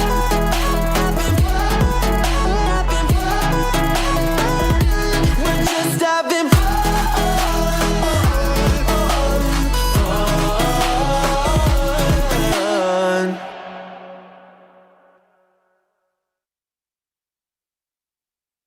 We gonna ride till we fall. They say we got no future at all. They wanna keep us out, can't hold us down anymore. We gonna ride till we fall.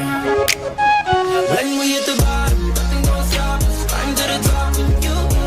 We could be the greatest ones who never made it. Yeah, I could be talking to you.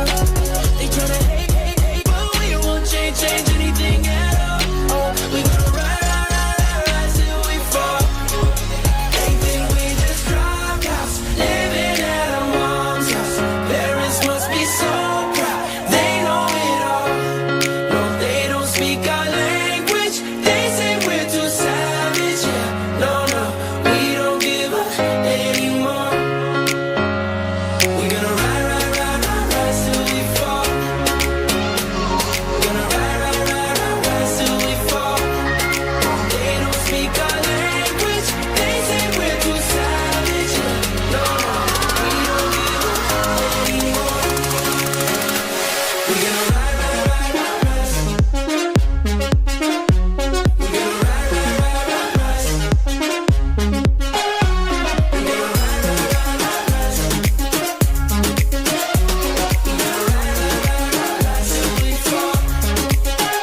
Say we're going nowhere. But what they don't know is we don't care. We're going keeping on going till we can't go no more. We're gonna ride till we fall.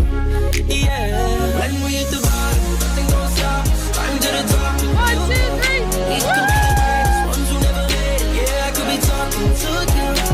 They tryna hate, but we won't change anything at all. We gonna ride till we fall. They think we just dropped house, living at our mom's house. Parents must be so proud, they know it all. No, they don't speak our language. They say we're too savage. Yeah, no, we don't give up anymore. We gonna ride till we fall. Gonna ride till we fall. They don't speak our language. They say we're too savage. Yeah, no, we don't give up anymore. We gonna ride. We gonna ride.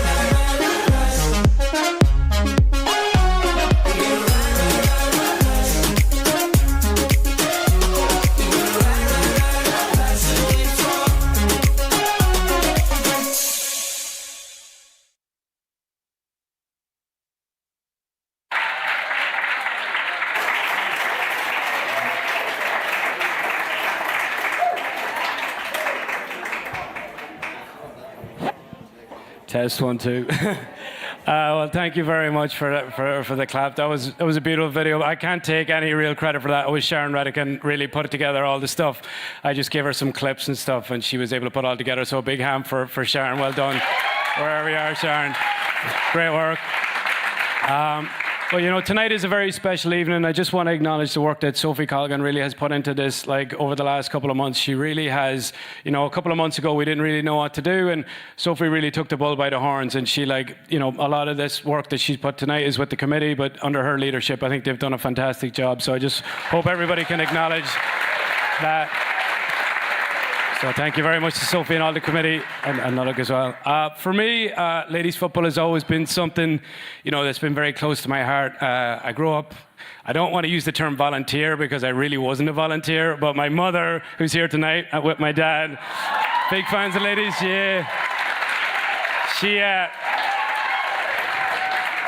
compelled me in what would probably now be called child labour to fish balls out of the river. That when the ladies were playing football, I would be the ball boy and have to go the balls out of the river.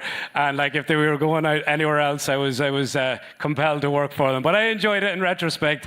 But you know, looking back now, it was kind of sad in some ways because like growing up as a young boy, we would often get access to the better fields, and the ladies would be, you know, put off to the side fields. And I think that you know, that also has to be acknowledged that wasn't, you know, it wasn't right then, and you know, we hope that we've moved away from those days. Like, so I think that like it's good to acknowledge like the past, that like a lot of the women today, it's because of the resilience that they showed that this organisation is still here. So thanks to each and every one of you for playing your part over the 30 years. So I'm just going to conclude. I'm not going to drag it out too long. Over the research we did for this, for the videos and everything, like there was so many amazing match reports and so many. I was very lucky to get a lot of club histories and the photos and stuff, and hope to be putting that together in a bigger package later on in the year. But you know, I'm fortunate enough to be coaching the county team this year, and it's something that we try and talk about every training session. That this just isn't any other year. This is our year. This is our 30th anniversary, and when we go back with the county team, we really want to represent every single girl who's ever played for New York and every single member of the New York Ladies GAA. So when we go back, we're doing it for you, and we're also going to do it for ourselves. So we hope to do you proud when we go back there. So, thank you. And just in conclusion, there was one final piece that I managed to find when we were doing it. I found a note from the first journal. It was in the very first journal that they put together, and it was a poem written by one of the players. So after the first year, I can only imagine how players felt like putting together, you know, what a year to start from 13 people in Terry Connaughton's basement thinking we'd get a club team together, and then like a year later there's like 300 girls playing Gaelic football. But you know, to dug deep so much to physically build your own fields, you know, every time you wanted to play training or do anything. And one of the women that was there on that night ended up being, I don't know, did you volunteer for it or were you compelled to it? But you became the secretary and the registrar. I don't know how you got landed both those jobs, but she's came all the way tonight here from Drummahair and Leitrim. And I just want to everyone give a big shout out to Marty Devaney. She's going to read an ode to I'm going to get this wrong. Cumann Bell Naman New York, written by Catherine Flood, who unfortunately can't be here tonight, but we've got the next best thing. So thank you, Marty, for coming up. Thank you. I don't think I'll be able to give it the same justice that Catherine did it, but look what I'll try. And 30 years later, I'm wearing glasses, so bear with me. An ode to Cumann Bell Naman New York. Playing in muck, clattered to the knees, fighting for the ball, and no one saying please. Pushing and shoving all part of the game, every county sweating to make New York ladies fame. It's a year to remember Irish lassies playing ball, history being made by players one and all. A time for the women to put on the boots, a part of their culture or their Irish roots. Founded in October '91 in the Riverdale Steakhouse where it all begun. Terry Connaughton, our president, thought it a goal. Since then many scored or put over the pole. 7 counties togged out with aggression and desire, with pride and stride wearing honourable attire. For the Faherty and Carney Cups up for the catch, skill and determination put into every match. Monaghan, Leitrim, Roscommon and Westmeath, Donegal and Offaly all playing with greed. But 'twas County Cavan that gave everyone trouble, and in the year of '92 walked away with the double. I think we were there too, or thereabouts.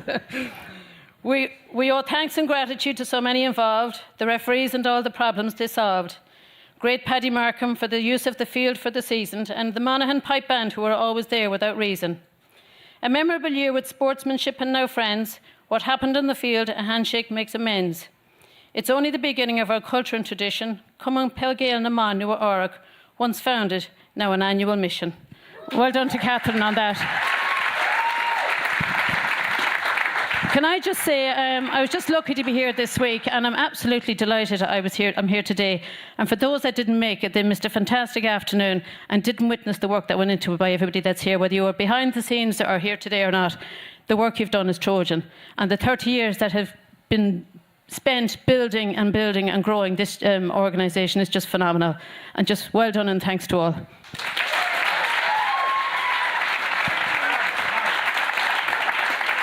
Marty, thank you so much for a beautiful rendition of Catherine Flood's poem. And I know Catherine is watching, so Catherine, thank you very much for reciting it as well, for a lovely video that Sharon and Simon recreated. It's on all our social medias. I'm always plugging something, aren't I? Go and follow us on Instagram and everything, and Twitter. So I have the great honour of moderating our next panel, which is our I Play County panel.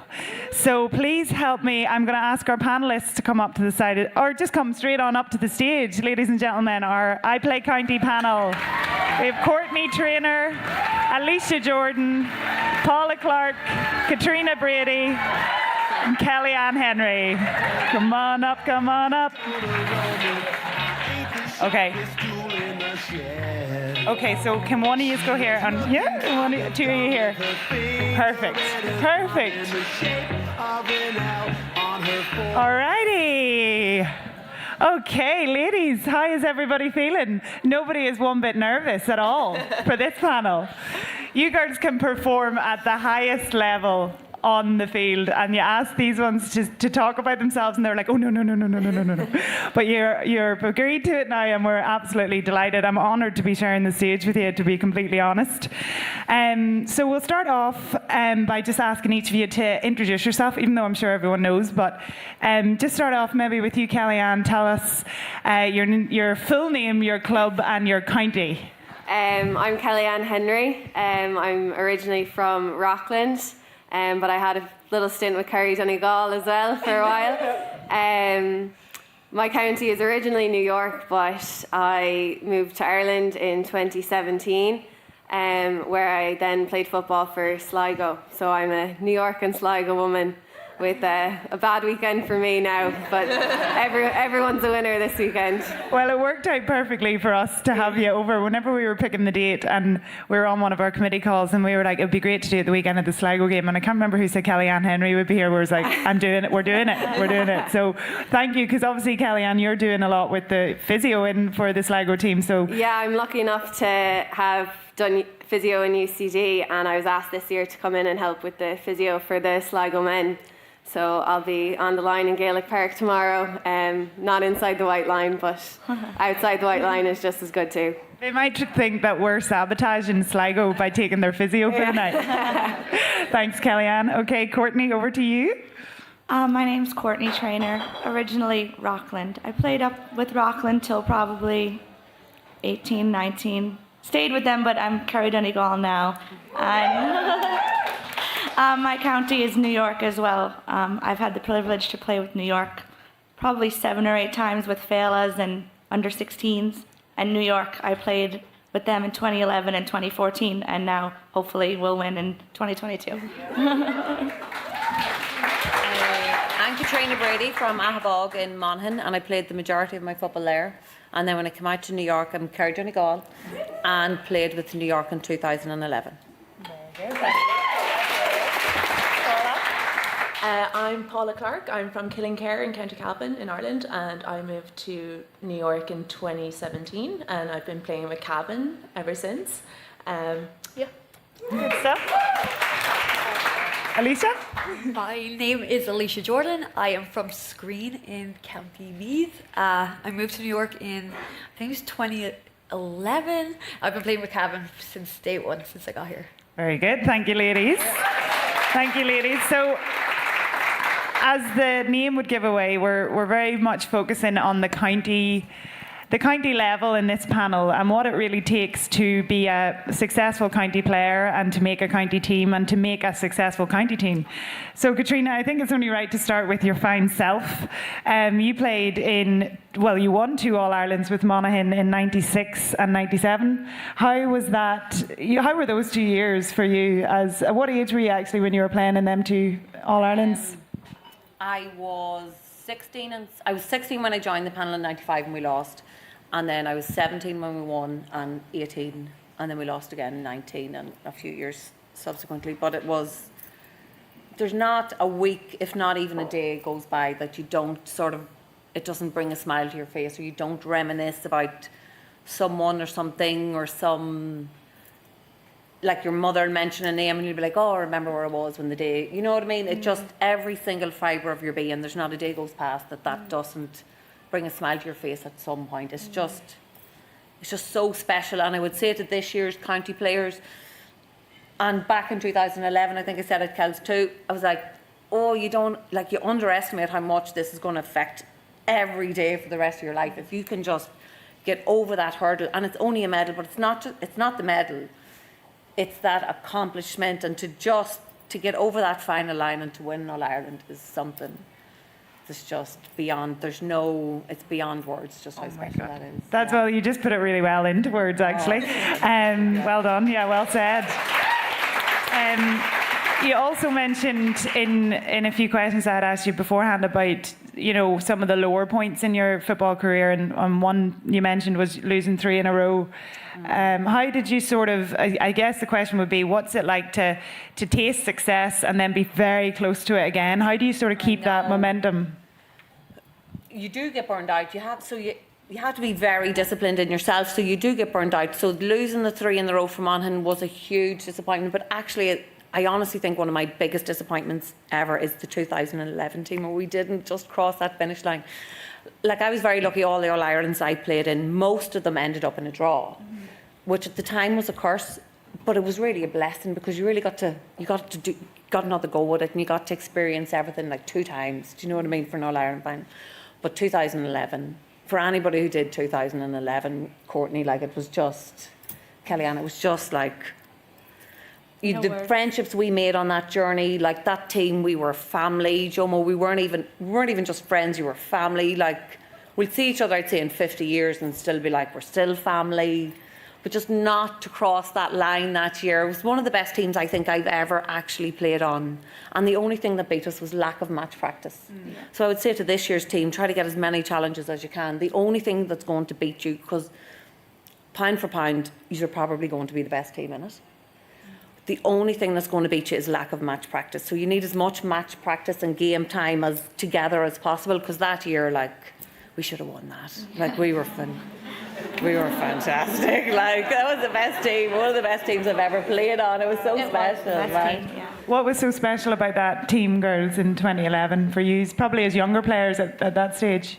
Yeah, I think at the time I was 16. Yeah, so I was so young, but like Katrina said, it actually was family, and I think what was so special was you had to fight so hard to get your spot, and what was there, 25 of us? No one ever missed training from when we started at Christmas, maybe the whole way till when we drew and had to go back.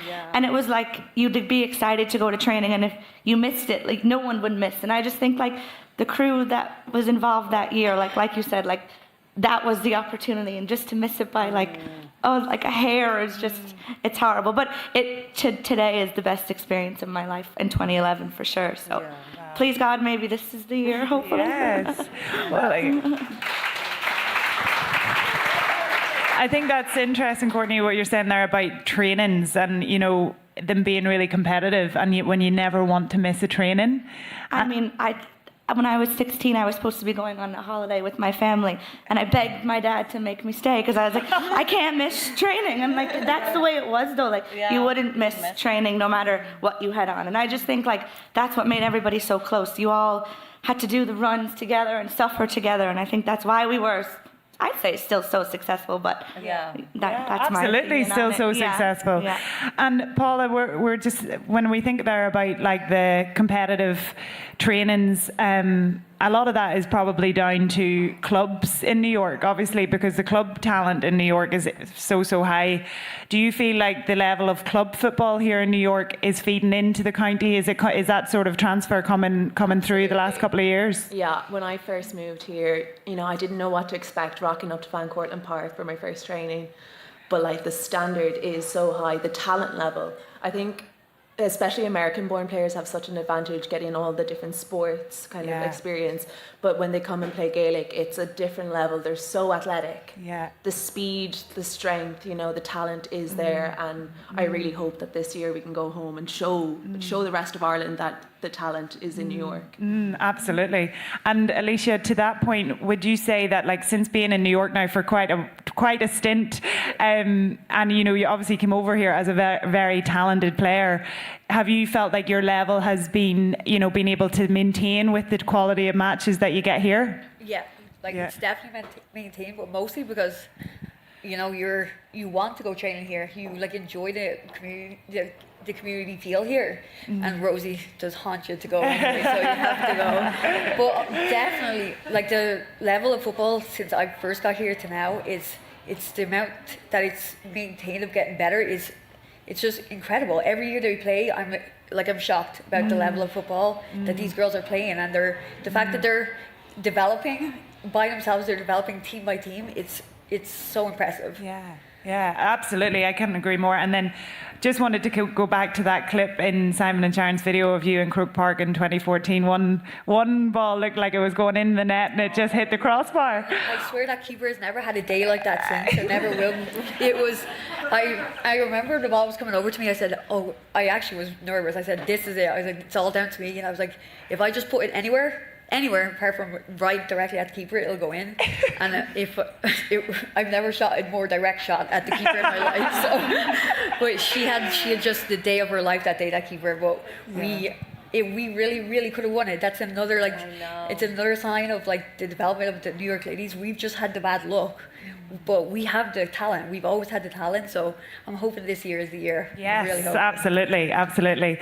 And Kellyanne, since you've been home in Sligo, and you were Curry Ladies Player of the Year 2021? 2018. 2018, sorry. I've read that many bios, I don't know what I'm saying. But how have you felt how did your training and underage here in New York with Rockland, how has that served you, or, going into club and county in Ireland? It was on par, if not above. I was on par, if not above, in terms of training and stuff like that. The development that I had, through underage club and county on the Féiles and under 17s, definitely stood to me. In terms of athleticism and stuff like that, the pace here I found was way higher than kind of club football at home at times, because the girls here are just so fit. I think it's the heat that we have to thank for that, partly. But no, I remember going my first county game for Sligo, and my dad saying to me, you're representing all the coaches and all the girls back home, and that's how it felt to get to that level. It was everyone that coached me from under 8 up, and Kerry Donegal and everyone, that support behind me definitely bridge that transition over to Ireland. Yeah, and same question to you, Courtney. With you said your first ever football game was an under-12 Rockland boys game, and I was wondering how, as obviously just a wee off note, whenever I moved here, and I remember playing against Rockland, and you two were both playing, and I was like, who are these two tanned flyers? Whenever I realised you were American born, it sort of blew my mind as to the level of skill and the determination. And I was wondering, I hope this doesn't come across the wrong way, but have you ever felt as an American-born player that you've wanted to prove yourself more? Or is it sort of just been ingrained in the way that you've, come through Rockland? Or did you ever feel like, I want to prove everybody wrong?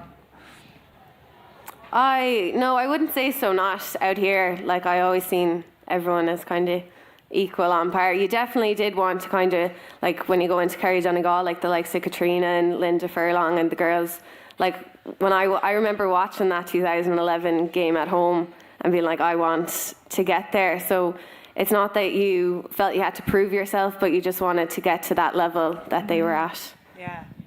And would you say the same, Courtney? Yeah, I would say the same. And I also think like just growing up in Rockland, everyone was kind of the same as me, like American. So I just felt it was nearly normal, you know, if that makes sense. But the boys, I would say, is the only reason I am like here today, because I did not want to play and they were down a player. And my brother who's here, he was playing. And my dad was like, she'll go. And I was like, I am not going. And eventually he won and I went in and like today I think that is the only reason. And like you learn so much from playing with the boys, because at that time, I think the first Féile team was in 2006. So this was in like 2004. So there wasn't even a Rockland girls team at the time. So I think playing with the boys, you really do learn a lot. But I think looking up, having the, say, Irish-born girls on Kerry Donegal, like they're more like role models, like Kelly Roach and Katrina Brady. They're all people I like looked up to really at that time. So that's great. Well said. Then over to yourself again, Katrina. Just thinking about like how you had so much experience on a county panel at home. What did the level of training and everything compare to when you were starting to play and travel home for an All Ireland with New York?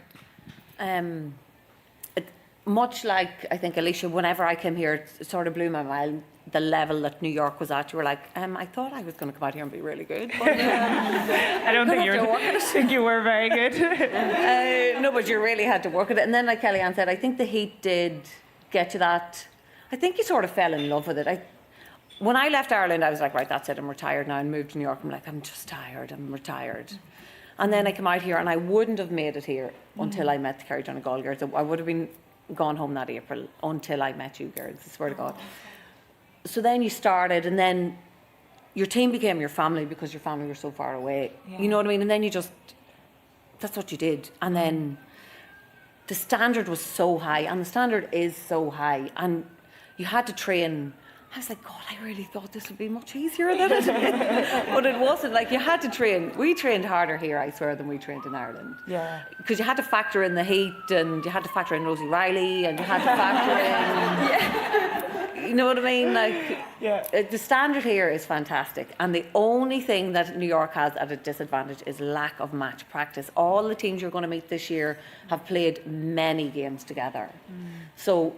for the county team this year, that's what I would say. Get as much match practice in, get under your belt, play as a team as much as you can, and it's your year. It has to be your year, girls. 30-year anniversary. Has to be. No pressure, girls. And Paula, for you coming over from Cavan to New York and playing for Cavan in New York, have you felt that that helped your transition as well in terms of feeling at home here? Had you made a plan to stay in New York and play for New York, or did it all just sort of start to fall into place? Well, from a young age, I kind of knew that I wasn't going to stay at home past whatever, a certain age.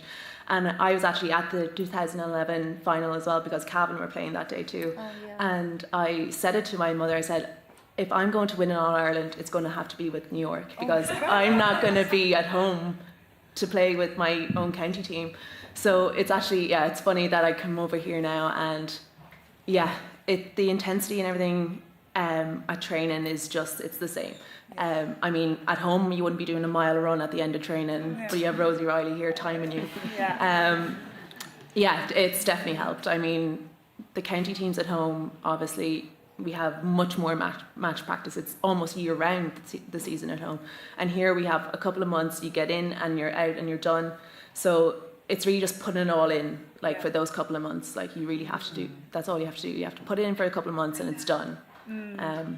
But I'm excited, really excited.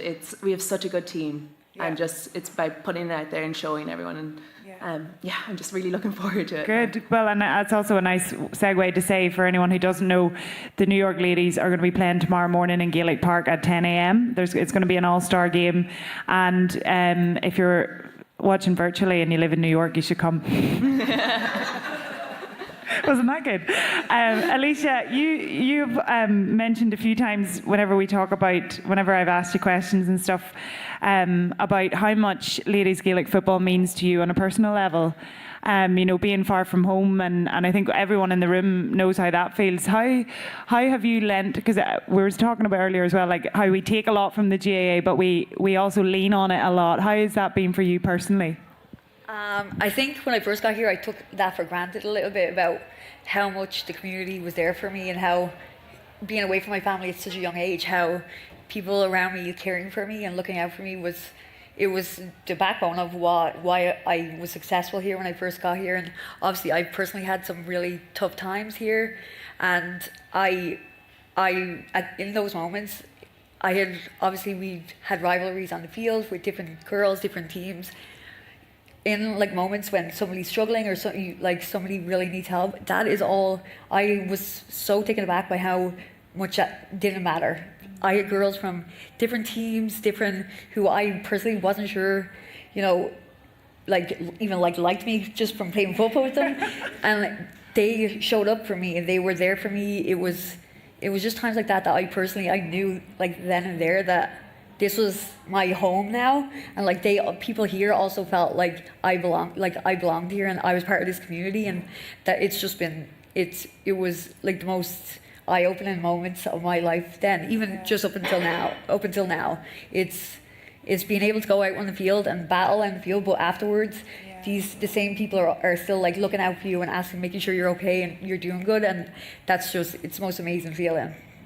Alicia, I think I speak on behalf of everyone in the room when we say we're so glad to see you sitting on stage, and after everything that happened 10 years ago, and to do, as Rosie mentioned, handing over the cup in Gaelic Park when Cavan were senior champions, and you captained that team shortly after what happened. So we're all very, very proud of you and glad to have you here.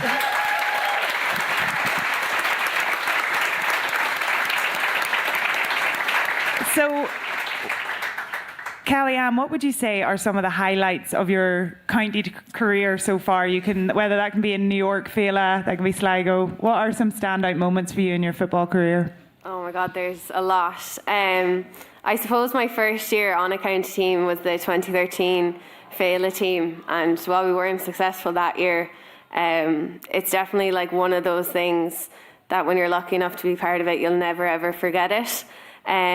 But even like the trips I went on after that, there was a clip there of the 2014 final that my sister Mary Kate was on, and I will never ever forget like the sea of red, white and blue that day in Bacon up in Mayo, and even just to be a New York Ladies supporter that day was probably one of the highlights of my kind of county thing. And probably lastly then was the march around for the Connacht final, which was my debut for Sligo. And like I said before, to kind of represent all of you and my family and even my club at home, like the messages of support I got that year from New York, from my teammates, ex-teammates, rivals, everyone, was really, really special. Yeah.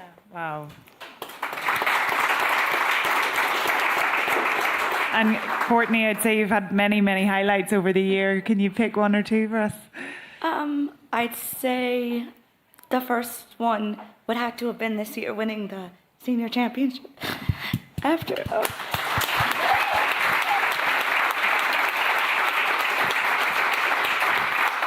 Absolutely.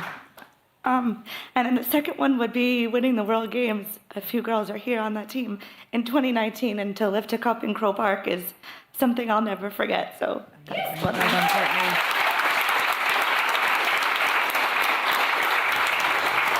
And just to reiterate that sentiment, that we're all so proud of you, and just to have you up on stage as well, it means a lot to everyone, and we're so lucky to have you in New York and still out there playing and winning a senior championship. It's just unbelievable, and you inspire a lot of people.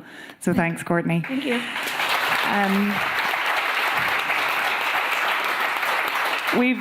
I find it very interesting getting some questionnaires from the girls and asking who your biggest female inspirations were, and a lot of them, are players on your own team.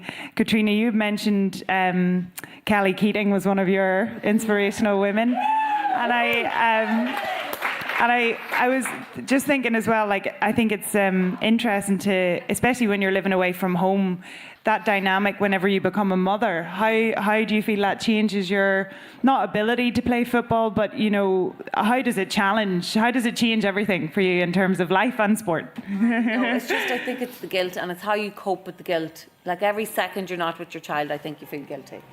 So it's how you cope with that guilt. Do you know what I mean? So for me, because I live in Queens, so it coming up and down the road, it just got, for me, I was like, oh, this is just too hard.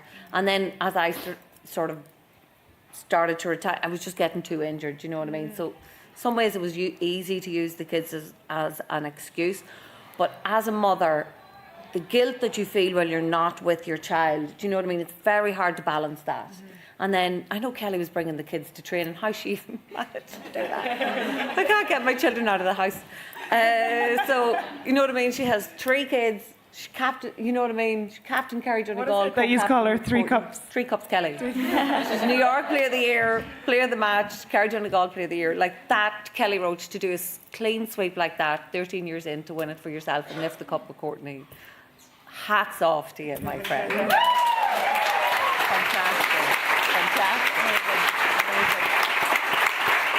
And when we talk about balance and the commitment it takes, you know, especially in New York, and then when you filter in children and everything, but like even just working here, it's sort of a different work-life balance maybe than we would be used to at home, because you sort of, anyway, that's a whole nother panel discussion. But Paula, you know, playing county here in New York, you know, how does it, how do you commit? I know you live in Brooklyn now and you're having to come up here. Obviously the field situation is something that we hope to, you know, be able to improve on in the next 4 or 5 years, however many years. But right now we deal well with what we've got and with all the clubs that generously give their pitches. But how do you find that balance of pushing yourself on when you've had like a busy day at work and you're all the way down in Brooklyn to come up and train for New York? I don't look forward to those one train trips up to Van Cortlandt at all, but it's something that, you know, if you want to play, you have to do it. I mean, that's the only way. It's a couple of months of dedication and long evenings, but the result is so worth it. Like, if you win a cup, or, you know, even just like winning a hard-fought game, it is so worth it. It is tough. Sometimes, you know, I'll curse myself going up in the train and it's like, why am I doing this? I could rock up to training, there's 4 people there. Rosie still makes us run up the hill and I'm like, come on. Rosie, you're not catching a break tonight, girl. But then, you know, you have a day out like this and you can see everything on from the videos, and it's just everything. It makes it so worth it. Like, it is so worth it. Yeah. And Alicia, would you say the same thing with obviously training? I feel like we kind of like have such a long break with no training, and then it feels like getting back to training, you're like, how did I get this unfit again? How do you commit to getting back to training, and is it something that is natural to you as a sort of a county level player? I can't even sit here and pretend that I am the best trainer. I really, especially when it's getting back into it, only for, again, Rosie's 16 phone calls a day. I wouldn't, it's really hard for me. I live in Connecticut now too, so the traveling down it's just, you know, it's really tough. It's really tough to balance, you're right, like your work and coming down, that commitment. And like the likes of Paula here, since the day she's got here, she's dedicated herself to being there, like despite knowing that there may only be a certain amount of people. And it's those like kind of girls who like hold the team together. They hold that, you know, when it comes to championship time and there's 70 girls showing up for the game, it's still those girls that were there at the very start, those 3-4 girls that are traveling. Like Rosie always mentions the dedication that these girls put in.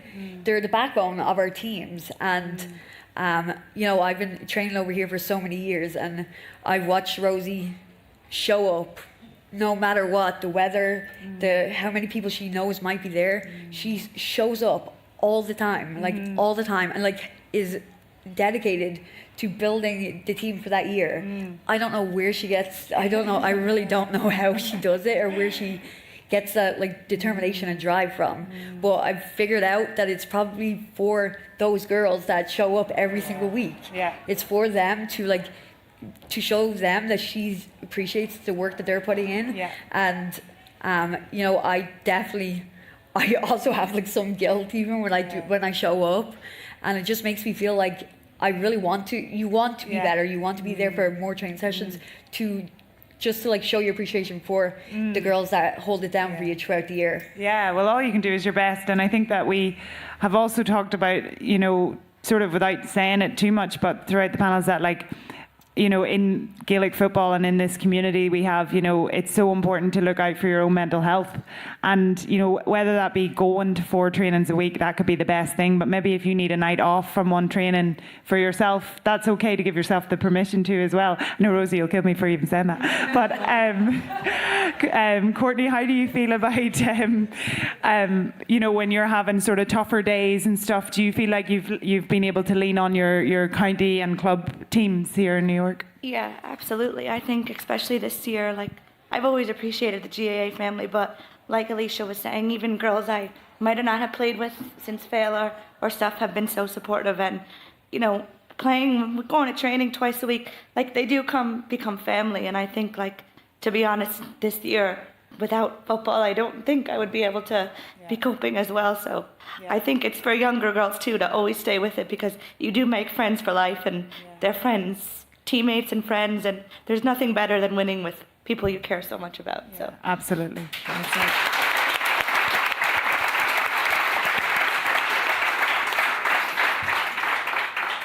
And Kellyanne, obviously you've had so much experience playing here in New York. Have you felt that, as Nollaig has said, that this GAA community is like a global family? Like now you've been playing in a different country. Do you feel that is still the same? Oh my, yeah, 120%. Yeah. It doesn't matter where you go in the world. Like, you'll always have a family where there's a GAA club. And when I went to Ireland, like, it was UCD for a while, and then it was Curry, and then it was Sligo.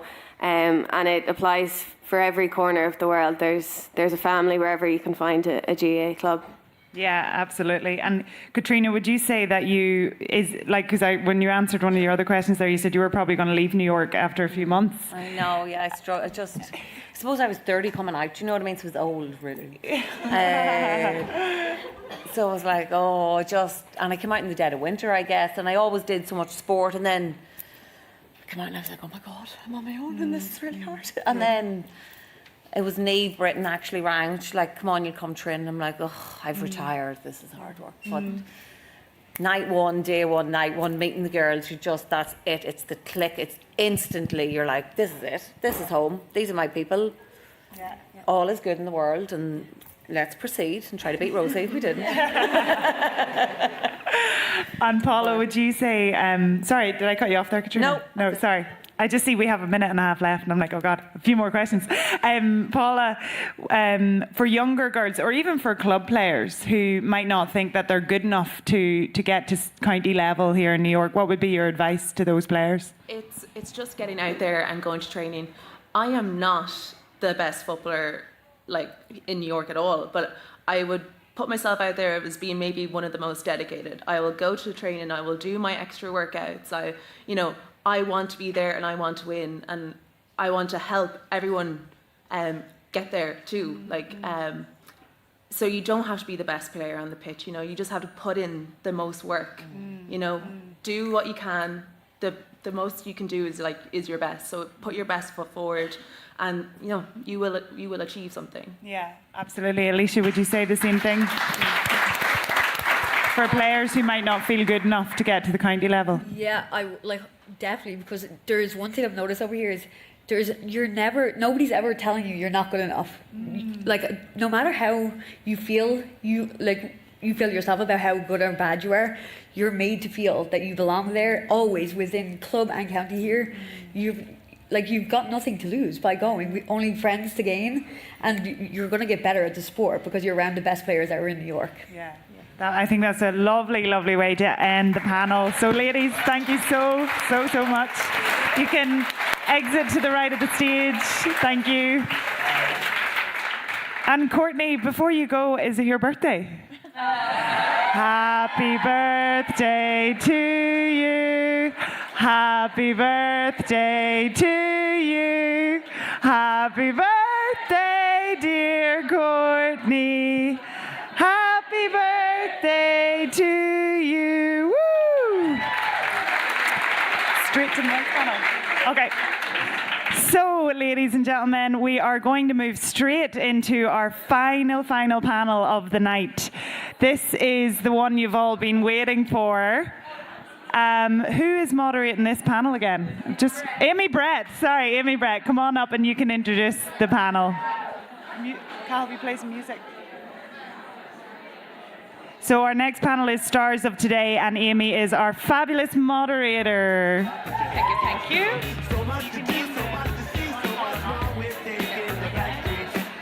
They're on there now. Hey now, you're an all-star. Get your game on, go play. Hey now, you're a rock star. Get the show on, get paid. Lauren.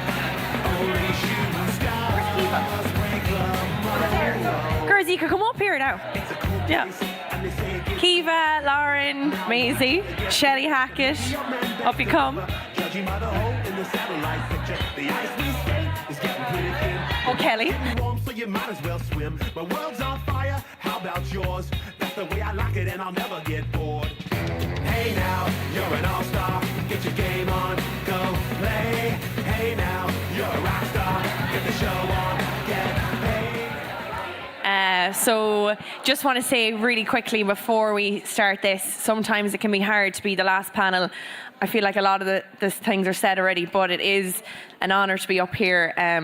I know the girls to my left, my right, are massive players at the moment, and as a player myself, I know we can't curse, but I definitely curse when I see them running towards me on the pitch. But it's this whole event and everything has been unbelievable in terms of I actually didn't even realise the work that went in 30 years ago to get us to where we are now. Like, one of our biggest issues is getting an Uber out of Randall's Island.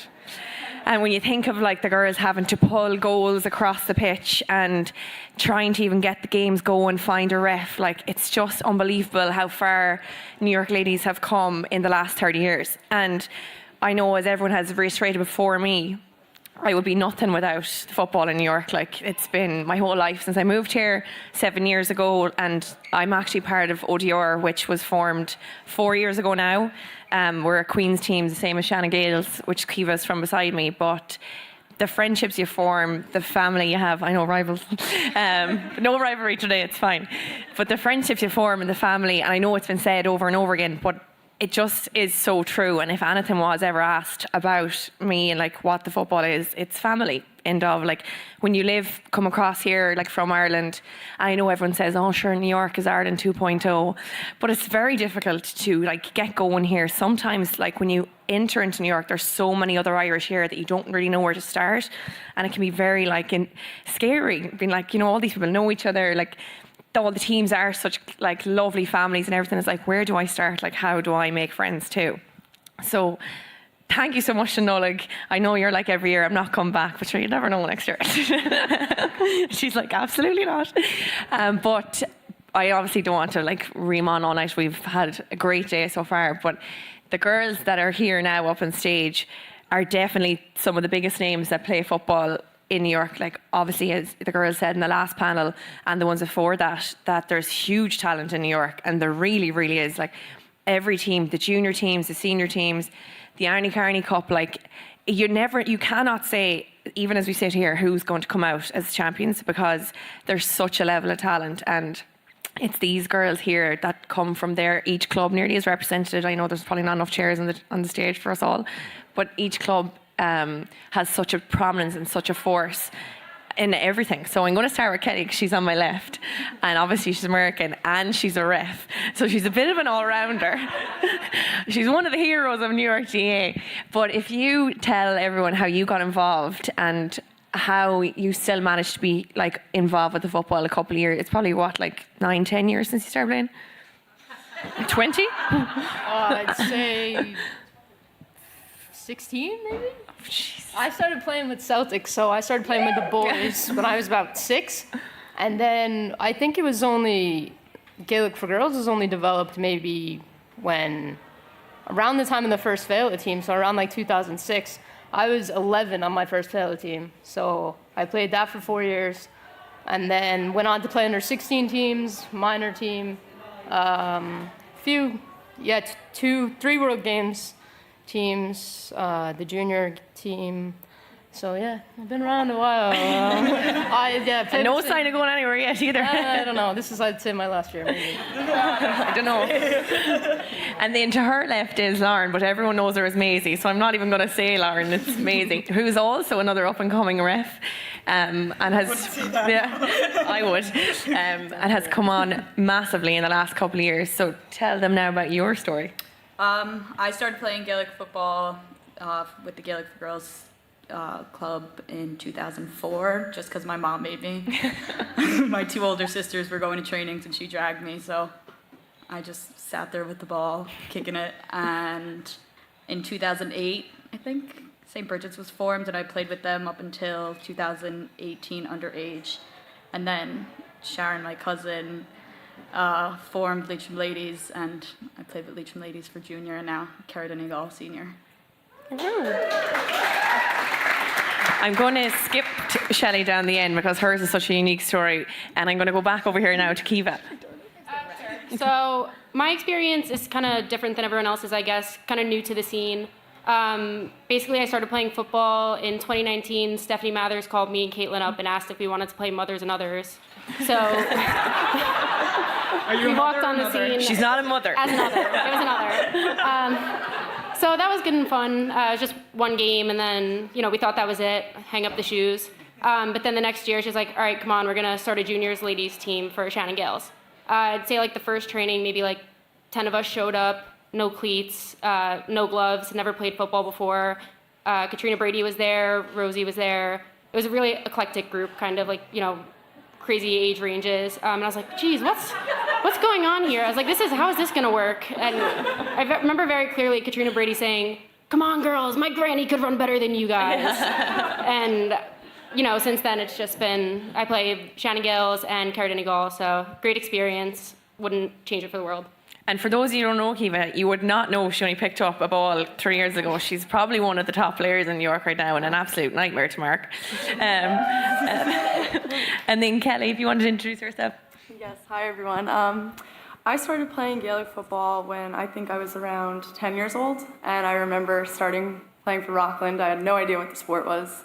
My dad had to teach me all the rules prior to going to play in the Pearl River High School gym. And I've been with Rockland ever since then. And just, I have to say thank you to everyone, all the women who started out by dragging their own goals, their makeshift goals, and sacrificing so much for us, because we wouldn't be where we are today. So, absolutely.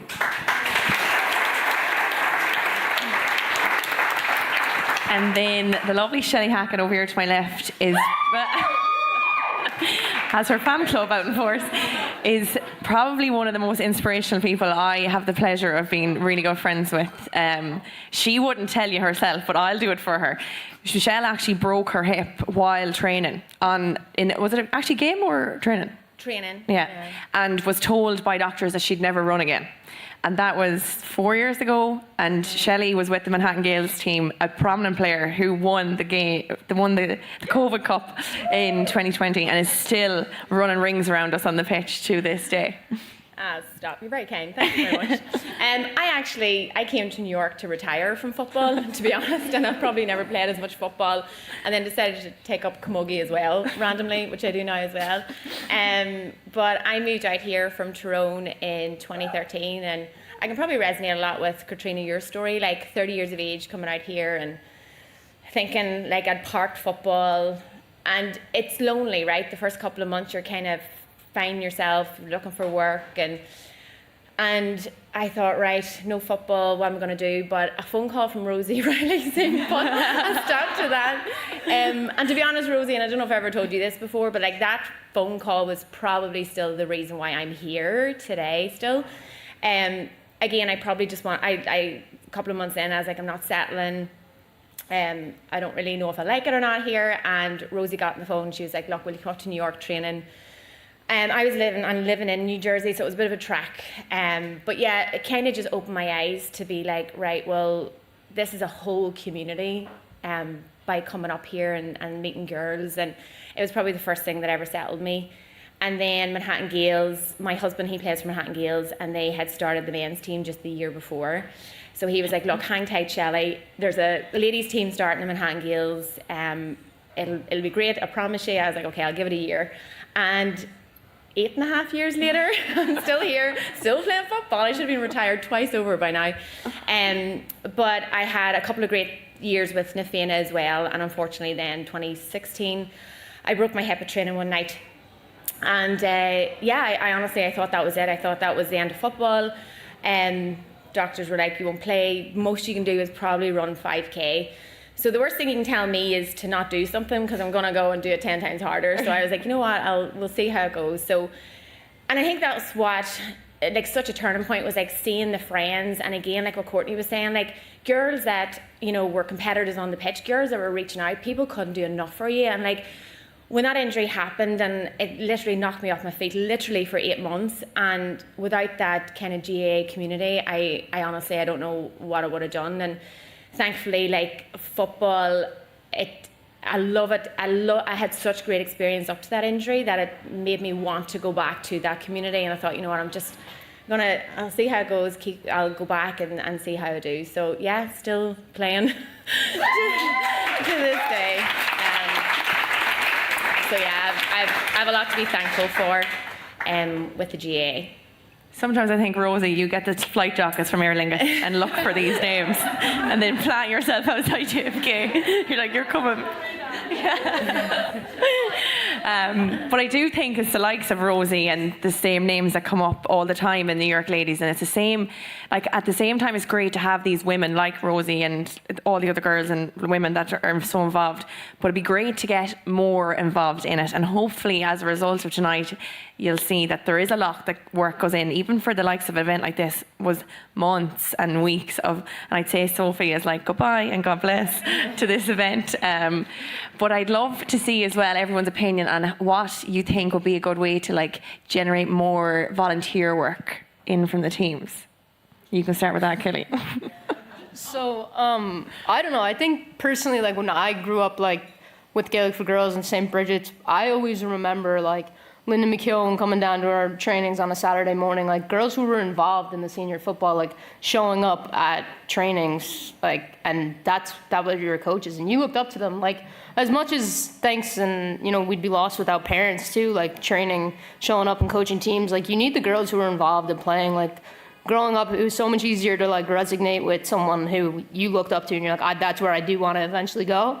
And, like, I mean, I've coached girls that now I play with. Like, I play on the same team, which ages me, but like, only a young thing. It is at the same time, like, so nice to be able to do that. Like, you contributed to them getting to where they are just as someone else did it for you, and I think that's really, really important. It needs to, like, I don't know if, like, something could be set up where, or even, like, I remember when summer players used to come out, like, if that's ever brought out, like, that they would show up and they'd take training sessions. And I think that's just, like, it's so good for the girls to be able to get that, like, the younger girls to be able to get that experience.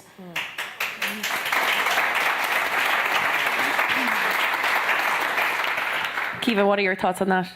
I guess I would just say the same, just kind of echo what Kelly was saying. I wasn't, prior to this couple of years, the past, like, was never really involved with the Gaelic athletic community in New York. So maybe that's even something to be spoken of, just to kind of raise more awareness, because even just to speak back to the Shannon Gales junior ladies, like, none of us really, except for the U17s, had played at all. And then suddenly a team was formed and about 50 girls came out to the first training.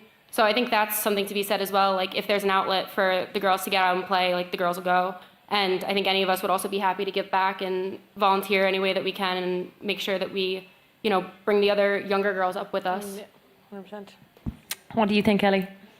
I might have to piggyback off of what these girls said, but having a good role model who's always showing up and being there, putting in their best effort is definitely something important, because these girls will look up to someone and be like, oh, I want to be like them. I want to be playing senior. I want to be playing county. And that hopefully that'll inspire them to show up every day. And And I know as well, I had said that Kelly was a ref, and so was Maisie, or Lauren. But Maisie, what would you think if someone said to you now tomorrow, like, how did you get involved in the reffing, or how would you encourage someone to ref, or would you? Colette and Simon are like, run. It's tough going sometimes when the coaches yell at you for calls that you make. I know, but it is good to get involved in reffing and even coaching and all. Like Kelly coached my St. Bridget's team for the longest time, and it takes like 2 hours out of your week, and like it's not that time consuming. So all you need to do is really like show up and want to be there and put it in for the 2 hours. So. Even though I'd say the coaches here are like, it's absolutely not just 2 hours a week. Well, you tell them that anyway. Shelley, I feel like you also have had probably the wealth of knowledge in that you have been playing for so long, and that you came over from home after saying that you want to retire, and here you still are. And I know that Dee, her husband, has done a lot of work with the men's. So you probably see it from another angle because you see how much work he puts in, even though Maisie's having a great time beside you doing an hour a week. But what do you think from seeing then what is put in? What do you think of like how is it appreciated by other people?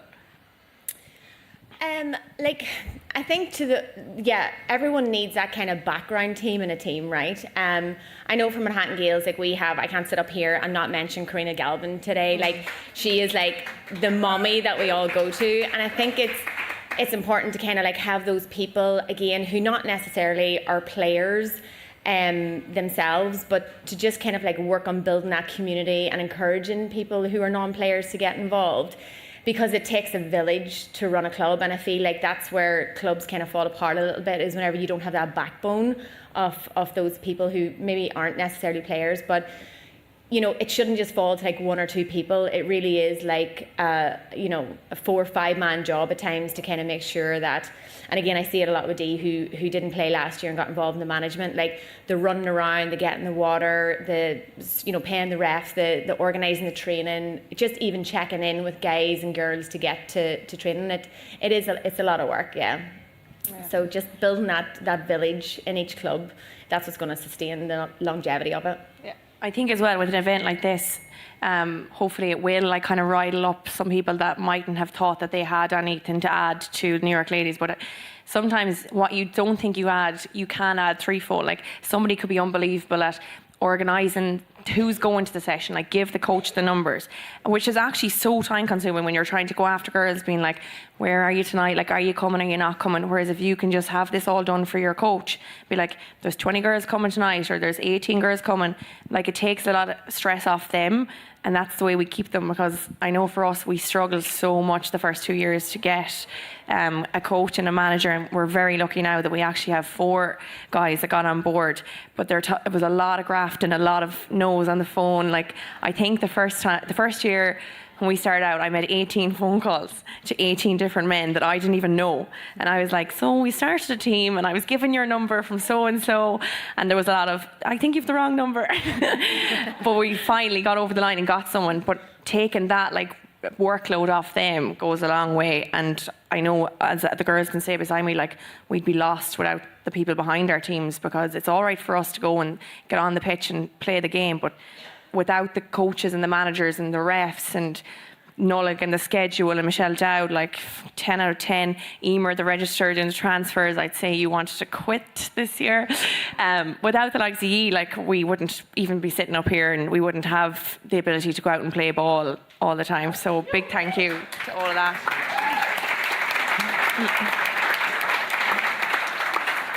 And then I just want as well I know that everyone has kind of said it already, but I think everyone does have one standout moment. So I know Kiva's like, I'm here 2 years, like I don't have a mic yet. But I think the other girls will definitely have a standout moment. Kelly, what's your standout moment for football so far? Definitely has to be the 2014 Fela team, the video that was shown of us all running into the middle of the field. I will never forget that. And I can't, because it's on video forever, me crying like a baby. But yeah, that team was a very special team. I think we had a great group of girls and a lot of talent. And shout out to Simon Gillespie for running us into the ground. I remember one practice we had to do a mile in the Pearl River High School gym, and I think it was about 57 up and downs. Yeah. So counting that in your head, it was challenging, but definitely that 2014 Division III Fela Championship was one of the standout moments for me. And I know as well you obviously had a lot of soccer involvement as well. Do you think that attributed to like your unbelievable skill at Gaelic football? I think Gaelic football contributed to my unbelievable skill in soccer.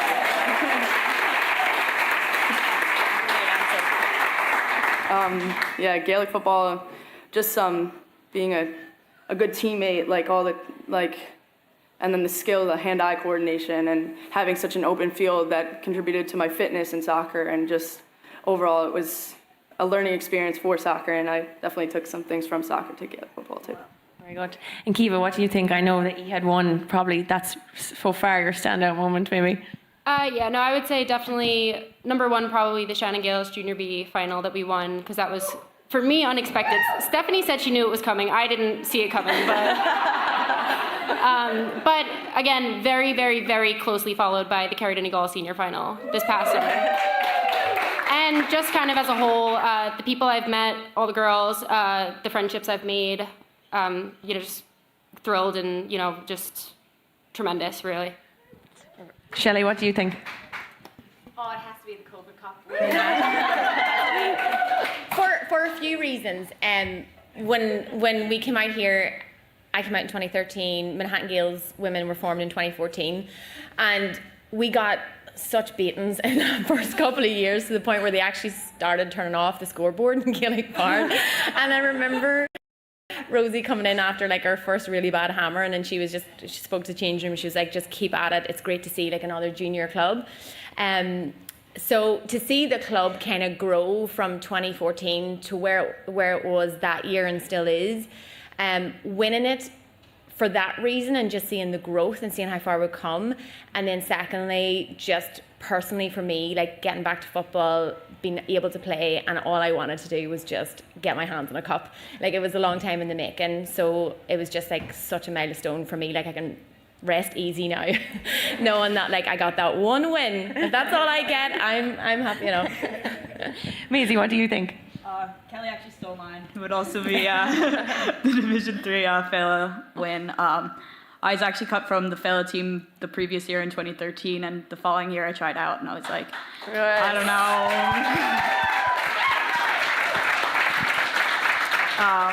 I was like, I don't know how I feel about this, but I'm going to go out and try and do my best, and ended up making it. Went to all the training sessions. Simon, I hate you. But then we ended up winning, and all that work put in, it just made it worth it. That's great as well that you kept going. So how many years did you play Fela altogether? Just one? Just the one, yeah. All that matters. Yeah. Got the win in the end. Yeah. Look, unbelievable footballer. Kelly, any thoughts on that? Yeah, I have a lot of moments. Definitely, being on the first girls' Fela team to go back is definitely something that I think I'll always remember. And then in 2018, I was able to captain the FINA, and we won the championship that year too. And then we went on to win our junior championship that year, so we did the double. So 2018 was a good year for football. That's great. And then also, I was saying earlier on as well, I was trying to think, what questions am I going to ask these now that won't have been asked before this? But what would you say if you were trying to recruit someone to your team? How would you try and bring them in? How would you describe Gaelic football? I know. 100%. So you're at a bar and I'm like, so do you play for Gaelic football? Kelly, do you want to start with that one? Yeah, sure. I definitely wouldn't mention the size of the field, but I would have to mention the great people, the community that comes with it, and just the mass amounts of fun that I have. Honestly, I just go out there and just love to have a good time and play with my teammates. And but I really do think it helps with other sports. If you're a good athlete, I think you could be good at Gaelic football and strive on the field. So absolutely. Yeah. Kiva, what do you think? I feel like I have this conversation like at least once a weekend with someone that I meet at the bar. Or in the gym. Yeah, the gym either. But yeah, I usually just start off and I'm like, oh, do you play football? And they're like, oh, do you mean soccer or American football? I'm like, no, Irish football. And the answer is usually always no. And then I'm like, oh, do you play basketball or soccer or anything? And they're, yeah, I played soccer, basketball. And I'd be like, you should come. It's so fun. We have a great time. We go out after the games. And then, I mean, what else can be said? The community is amazing, and just the sense of friendship that you get. And yeah, going out after games also is fun. So. If somebody's doing extra laps of training the next day. What do you think, Kelly? I think, I know, this year with Nafina, when we were asked to play, I remember Kieran Trainer, was our Fela coach, and he used to just ask us, oh, you're coming. You didn't even have a choice. You were just yeah, you gotta go. And we were always, the younger ones. There was such an age, gap in our team that it was, me, Brianna, Shannon Spillane. There was a few of us that were just so much younger than them. And now I feel like we didn't have to do any of the recruiting back then. And now it's I think I have half of the St. Bridget's team playing with us now. So I think that also goes back again to, we have a relationship with the St. Bridget's girls, me, Grania, because we go down and we train them. There's not that much that you really have to convince them to play, because they see you playing and they sit there and they're like, well, I want to play wherever you're playing. So, a lot of those girls just follow and it falls into place, which I think is huge. You're privileged up there. Maisie, what are your thoughts? You tell them you're a drinking team with a football problem. So I don't know, but think of a better summer evening, play a football match, go to the beer garden, drink, celebrate, talk about the match. It's not a bad deal. I also feel as well, for those listen to us, we're not huge drinkers, lads. We don't have a drinking problem. Yeah. It's always nice out there. There is actually a lot of football played in New York. Anyone you talk is drinking after the game, absolutely drinking. But there is a great level of competition in New York, obviously, and it's funny, you'd come across a girl on a night out in a bar, and sometimes girls haven't even heard of football in New York, which I personally think is wild, because there's over 1,000 girls playing this year, which is astronomical, and I don't even think you would get that in anything in terms of Ireland. It's just unreal. But when someone says to me oh, there's football in New York, and I'm like, you're living under a rock. Yes, there's football in New York to a huge extent, which is great. But I think Manhattan Gales, where Shelley's from, was such a huge success story. In the COVID Cup year, and I remember going out to play them out in Frank Golden Park, and they had 50 girls on the sideline, and I was like, where are they finding these ones? The influencers. The influencers, retro. But I do think he had. Thank you, Erica. You have a great presence. Manhattan Gales is one of the teams that are known, and I think that comes from the likes of you that have been around for so long and pushing it for so long, and being the backbone, as it was said in the last panels. There's certain backbones to every team. And when you keep plugging away, it's easier to get girls. Would you agree with that? Yeah, 100%. That's what, I'm so proud to see how far Manhattan Gales have come over the years. But it wasn't easy. There was times that you'd rock out to training, especially in the earlier years, where there's 6 people there. It's so disheartening. But you just keep turning up. You just keep plugging. You just keep any girl you meet. It's autopilot straight away. You're like, what's your name? Okay, do you play? Yeah. Right. Do you wanna come to our team? And it's just having that passion and trying to, anyone that you speak to, again, if they've never played before, if they've played anything, just come. If you haven't played at all, just come. We'll mold you, And that's what's actually really lovely about junior football is you have girls that are rocking up that have no understanding of the game and have never kicked a ball before, and then they turn out to be these phenomenal footballers, So it's exciting to see the growth of it, and I've been fortunate enough that I have got to witness that. And again, from me coming out in 2014, the junior league is phenomenal. The level that's at now. I don't know if I'll ever get out of junior. I'm they're getting faster every year. They're getting taller. I'm getting slower. What's happening? But it's unbelievable to see, these girls coming through the ranks like that. It's very exciting. Yeah, 100%. And then I know as well, Maisie and Shelley both play camogie, and obviously camogie is a huge factor in New York as well, and I definitely think it's rising the ranks. Did you want to say a few words about camogie as well, Maisie? You're like, no. Does anyone play camogie in here that wants to come? Well, it's both. It's all under New York ladies. I know. I grew up, I guess I started playing camogie when I was maybe 10. St. Bridget's at a CYC. We were there playing football, and they kind of handed us hurls and were like, "You're playing." I was like, "Okay, sand." And then also fell in love with that sport. Ashling Daly brought me out to my first Liberty Gaels training, and I was 14, and these girls Robin were not golf 14. But no, like, I look up to them now, and they're the best of friends, and I love them. Shelley, I know you're a very big camogie head now too.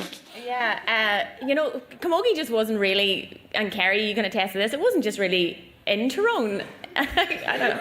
I never, honest to God, even my parents now are like, I still can't believe you're playing camogie. Like, what are you at to take it up now?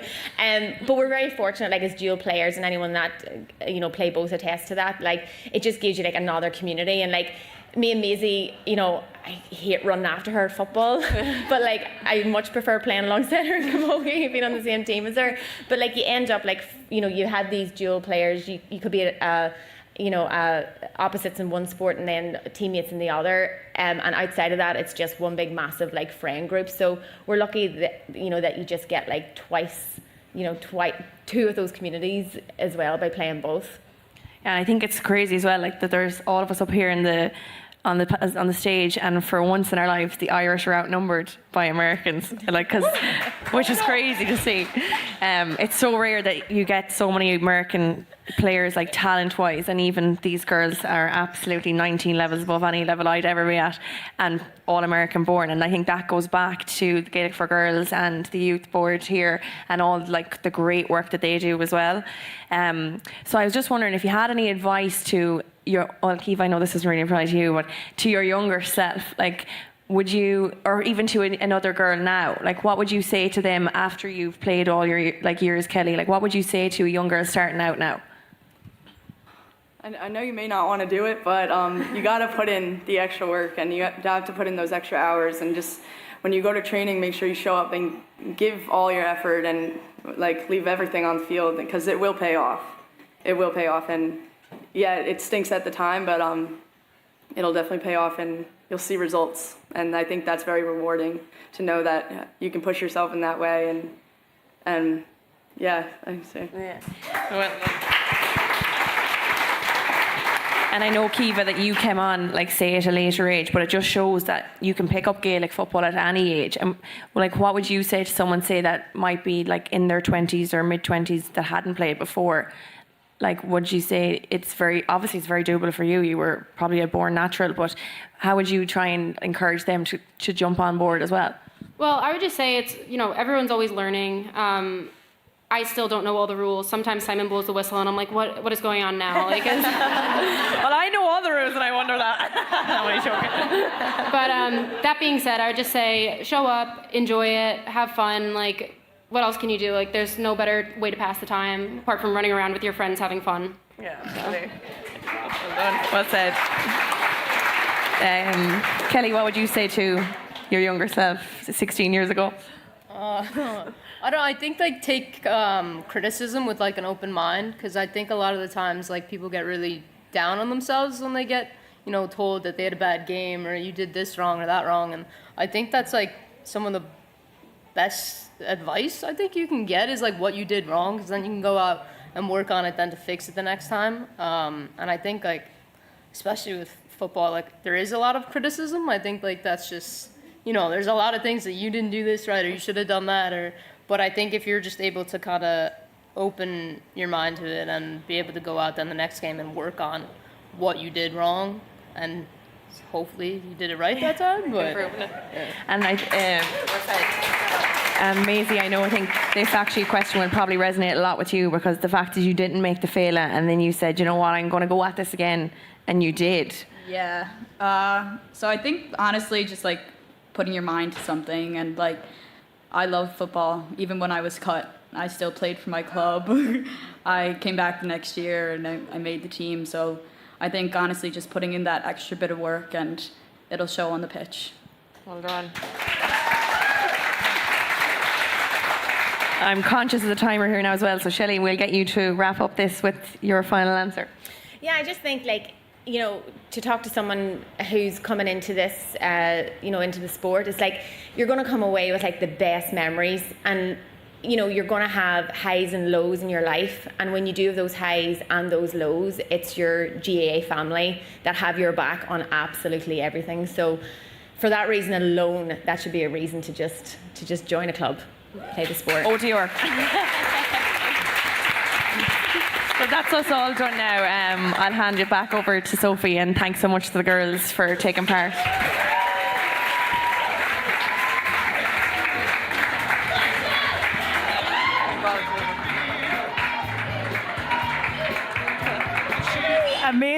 Amazing. Thank you all so much.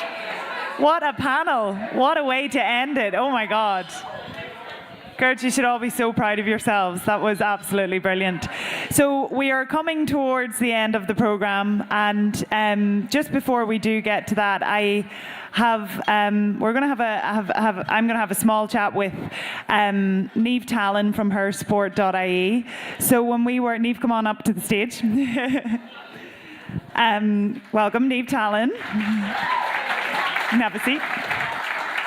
So just a wee bit of background as to how we have Her Sport, how it all came about that we got involved is whenever we were I don't even know if I had said this properly to you, Niamh, but when we were planning this event, very much an inspiration for how we would shape it was on how much women in sport are having such a moment at the minute, especially in Ireland. And I was aware of hersport.ie and all of the incredible work you've been doing to elevate women in sport. And Niamh, you're founder of hersport.ie, so would you mind just telling us a little bit about how and why you decided you wanted to start Her Sport? Yeah, so I guess my background in sport is in swimming, and I wouldn't have seen the disparity between men and women that much in that sport. As I got a bit older, you can see across some sports like there's huge problems between men and women, and for context, the media coverage in Ireland, 6% of sports media coverage goes to women in sport. The participation levels of women in sport in Ireland are 40.8%. So the level of coverage that women are getting is not near what the levels of playing is, and internationally the media coverage is 4%. I think something that we want to do was give the female athletes the coverage that they deserve, and the reason we set it up as media initially was to get that visibility, those role models. And I think something that's really stood out to me today is the amount of role models that everybody in this community has, which I think is something that you should be really proud of, to see the amount of people that have stayed involved in sport.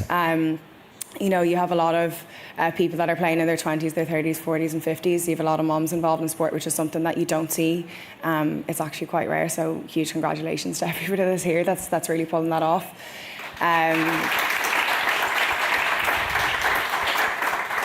So a lot of what people are saying as well is the sense of community. There's a lot of skills to be gained from being involved in sport, family, friends, like skills that you'll take through your life, whether you're an elite athlete or you're playing club level, whatever it is. Like you've talked about the admin roles and all those types of things, and like it's all about everybody pulling together and making these things happen. So while we went with the media perspective, like what's been important to me is twice as many girls drop out of sport as boys by the age of 14, and that's something that we want to see change. So the role models are really key to that. So that's essentially why we founded Her Sport. I'm delighted to be here. I did live here for a period of time. I went to more Gaelic games here than I did when I was back in Ireland, and I know the sense of community in Woodlawn and Yonkers is huge. it's brilliant to be here as part of the event. And when Sophie reached out and was like, okay, so how can we work together? How can we push this? And I think something else that stood out over the past few days is how expensive it is to be involved in the sport. And I think that's something that's completely taken for granted. Maybe outside of New York, outside of the other countries that are playing GAA. So that's something I think you are obviously doing a drive for fundraising as well. And we'll absolutely try and help you guys do that, so you continue to build on the success that you have and can push forward what you're doing here. So I guess that's a bit of background on here. Oh, that's a great background. Oh my God, well done.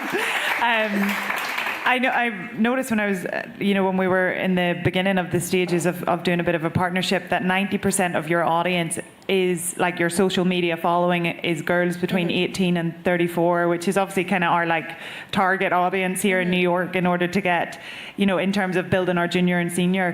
How have, in terms of a strategy perspective from hersport.ie, how did you start to target that audience? I guess social media and digital platforms really worked wonders for us there. Everybody's really connected, and I know that's something that you've been putting huge effort in, is to make those connections. There's been studies done in terms of why young girls are involved in sport, and I think up to 14, 15, it's a huge social element is why they're involved, and obviously the competitive aspect. I've met a few really competitive people here over the past couple of days, and that that can develop over a few years. So I think, really it has to be fun for people, for them to stay involved. That's across any sport. And particularly, I know Orla Farmer has done research in terms of how to keep people engaged. And, while her studies are particularly around the 14, 15 age group, I think that's down to it. So many people here talk today about making sure that it's fun and that you still enjoy it. Yeah, absolutely. And I think in the last panel especially, it was interesting to see, a player like Kelly Brady, who's represented Ireland at under 19 in soccer, and she's still so passionate about Gaelic football and puts a lot of it down to her experience as a Gaelic football player, to her talent, which is such a lovely thing to say. I guess my question on that is, as a volunteer-based organisation, and we are the biggest one outside of Ireland, what would be your advice in terms of raising the profile of ladies Gaelic football? Raising, one thing you keep saying to me, which I think is so important, is exposure. How would you direct in terms of, what would your advice be in us in terms of clubs and our county team to get more exposure, other than this fabulous event? I think what you're doing here today is it's really great to try and get as much exposure as possible, and that's obviously what we're here to help with doing. And for those of you that don't know, we're also pulling together a documentary, so thanks to everybody that's been involved in that over the past couple of days. We'll be doing the documentary on hersport.ie and also on TG Carr. But I think in terms of, I think when we were speaking with Nola earlier, she was saying you have to put the work in and push yourselves to get some of that recognition, and put yourselves out there. Who else is going to do it for you? In terms of what has been achieved in 30 years, loads and loads of things have been done. Don't be afraid to tell people. And in terms of women in general, when there's studies that have been done around applying for jobs, I think if there's 10 criteria and you have 6 women say, oh no, I'm not going to apply for the job, I don't fit the 10 criteria, where on the other hand men go, oh sure, look, I'll throw in an application and see what happens. So take that chance, have that confidence, and you have loads to be proud of. So tell everybody, and you'll pull more attention from it, you'll pull more engagement from it, you'll get the sponsorship. Go and ask for it. If you don't ask, you don't get. The worst anybody can say to you is no. That's such a strong answer, because whenever you and I were chatting in the earlier terms of the event, and we were talking about sponsorship, and you sort of pointed out that often, and it's a good thing, but the men have no problem asking for sponsorship, and it's important for us to be bolder in terms of asking. And I think that's something that as women in general, maybe sometimes we're a little bit less inclined to go for the bigger pitch and stuff. So I really admire that that's part of your overall sort of strategy of helping sort of these teams that maybe don't know how to ask. Is that something that you think is across the board in terms of amateur sports in Ireland, and have you noticed do you think that the funding is there, is what I'm saying, and as opposed to with women and men? Yeah, I think there's a lot of reward from getting involved with female sport, and people are seeing it now from brands and organisations. They're seeing the benefit of being involved with female teams. I was told a story maybe 18 months ago from a local Gaelic team, and the women got creative in terms of how they were going to get sponsorship. They went around to all the local businesses and said, look, if you give us €50, we'll put you in a raffle, and whoever gets pulled out of the raffle will get sponsorship of a couple of different teams, so whatever the different age groups and divisions were.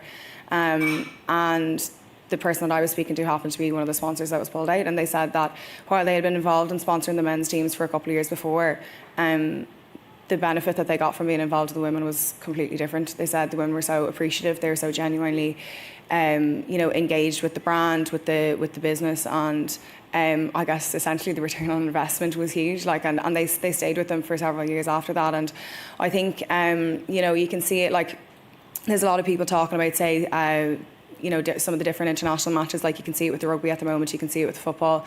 People are the women are taking time to talk to their fans. They understand about like giving back, and there's a lot of that within female sport. So from a brand and sponsor perspective, like why wouldn't you want to get involved? The athletes really, really appreciate the sponsorship and the support that they are given. And while obviously it's something that people should be doing anyway, is supporting women in sport, it can be really beneficial for them, and I think that's important. Well, Niamh, I know we are tight on time, but I just want to say thank you for all your work you're doing to empower women in sport, and we really appreciate everything you've done in collaboration with us in this event. So thanks a million. Niamh Talon, ladies and gents.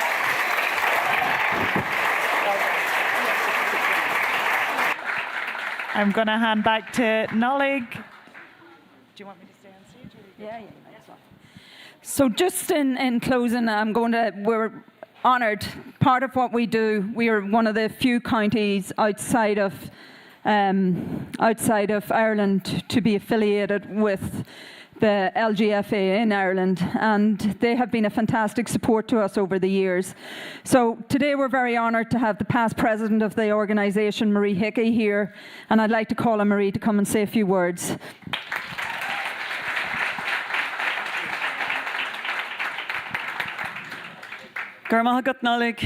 Ladies and gentlemen, it's a great pleasure and a privilege for me to be here with you this evening to celebrate 30 years of New York Ladies Gaelic Football.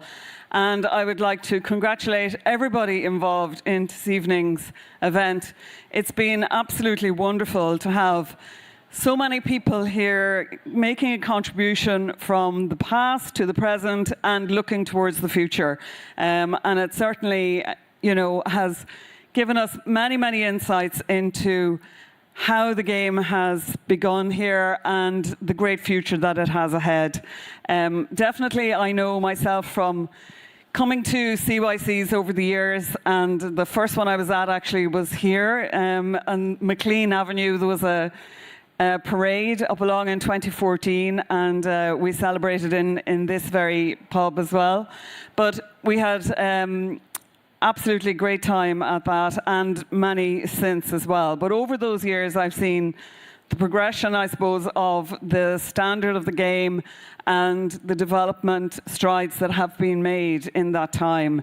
And that is down to the very hard work of a lot of people. This woman beside me here, Nollaig Cleary, who has made an incredible contribution to New York Ladies Football. And as we have heard from all of the contributors here this evening, there have been many people who have made outstanding contributions.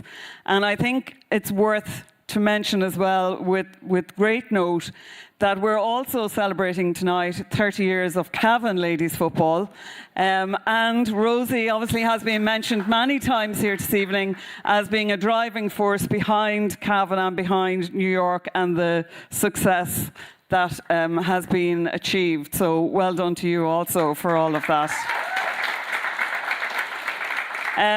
And of course, it wouldn't have started at all without the contribution of the founder members. And Terry Connaughton is here tonight as well, who was one of the people who started it all off all those 30 years ago.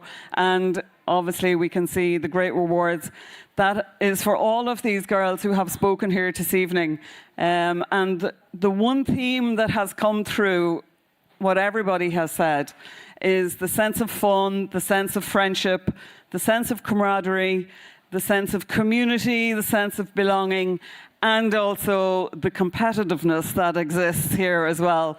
The great skill, the great talent, and the great drive that there is to succeed. So it is great to see that. It is great to have been here to see it over the past number of years, and no doubt it will continue for the next 30 years and beyond. I have no doubt that New York ladies coming to Ireland this year for the championship will be a great success. We're certainly looking forward to welcoming you. There is no doubt that the skill and the talent that you have will definitely be a force to be reckoned with when you do come. I've seen it, as I said, over the years, the brilliant talent that has been nurtured in many of your players here and in your clubs, and it's you know, it's going to be a new New York side that comes over, I think, and Simon has played a huge part in the development of that as well, and I'd like to congratulate him for all of his efforts with the clubs and with the county and with all the Féile teams that have come over in recent years as well. So there's a lot to be celebrating and much to congratulate you for. Every success for the future, and well done to you, and every best wish for the championship ahead. Thank you, Marie. Just before you step down, we have a small presentation here just to commemorate your trip here to New York on behalf of the New York Ladies GAA. All right, thank you.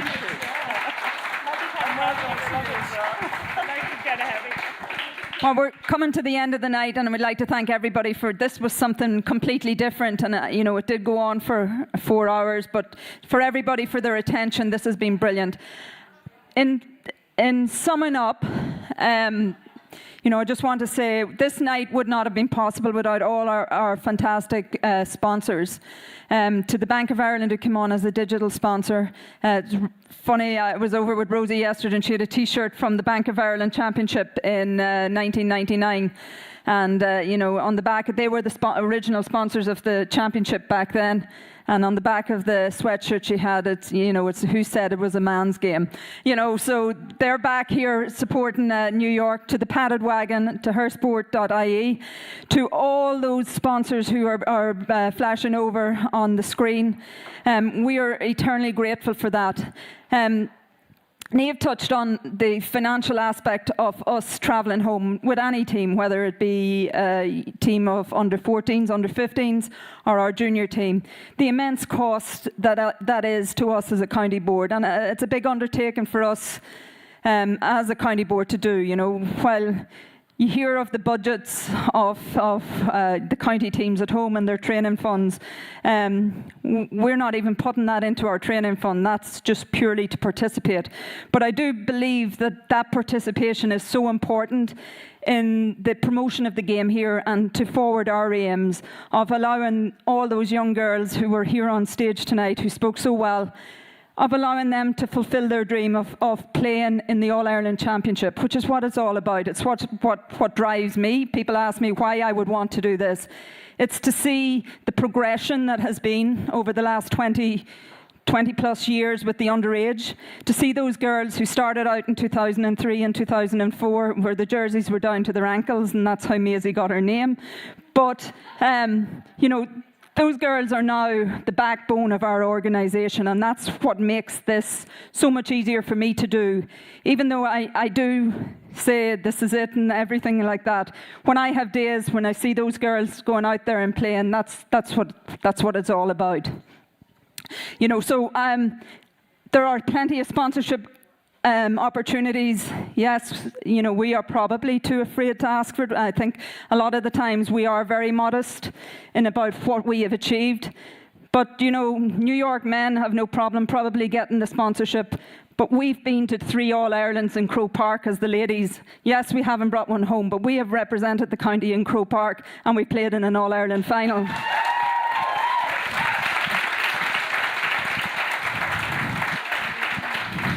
So if you're looking for exposure, it should be the ladies team you should be going for, because, you know, we're going to bring it, and we're going to bring it to Ireland, and we're going to win, I hope, in 2022, in our 30th year.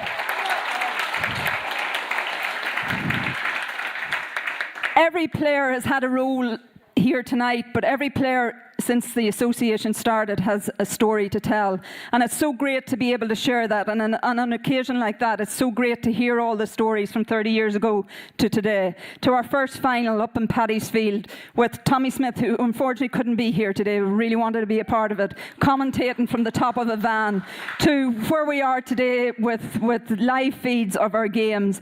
I mean, that's the progression we're seeing. But to everybody who has ever put on a sweater here, as they say, a lot of the older people call them the sweaters, not the jerseys, who've put on a jersey and played here in New York, they'll have memories, and they will always have memories of New York no matter where they go. And the other thing is the whole family aspect. I came here in '93. My sister was here when I moved here, but she moved back pretty soon after. So my family really and truly became through the GAA.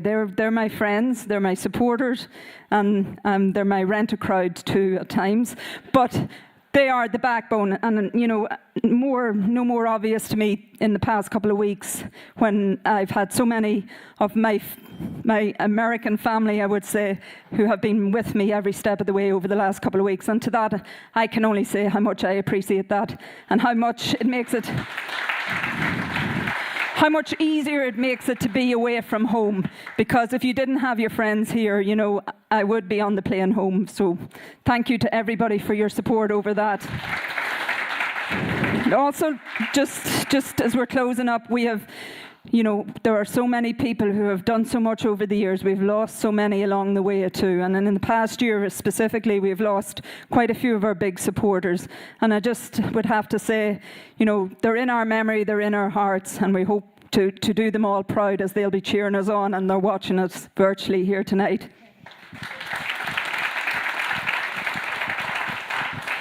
And then I'm just going to hand it over to Sophie to take care of this raffle and finish it up. Okay, thank you so much, Nollaig. What a way to close it. So our raffle has caused a bit of a stir. We've had a lot of tickets being sold over the last few days. So everybody, thank you so much. We're obviously going to draw the first prize as the top prize, which is 2 return tickets, kindly donated to us by Aer Lingus. So I see people are blessing themselves. All the very best of luck. Nollaig, I'll have you draw. Or do you want to pick someone to draw? This is on you, Marie. This is on you, Marie, for 2 return tickets to Ireland, courtesy of Aer Lingus. Our ticket number and name. Doesn't need it. The winner is, well, we all know her as Niamh Britton. Niamh Curriston.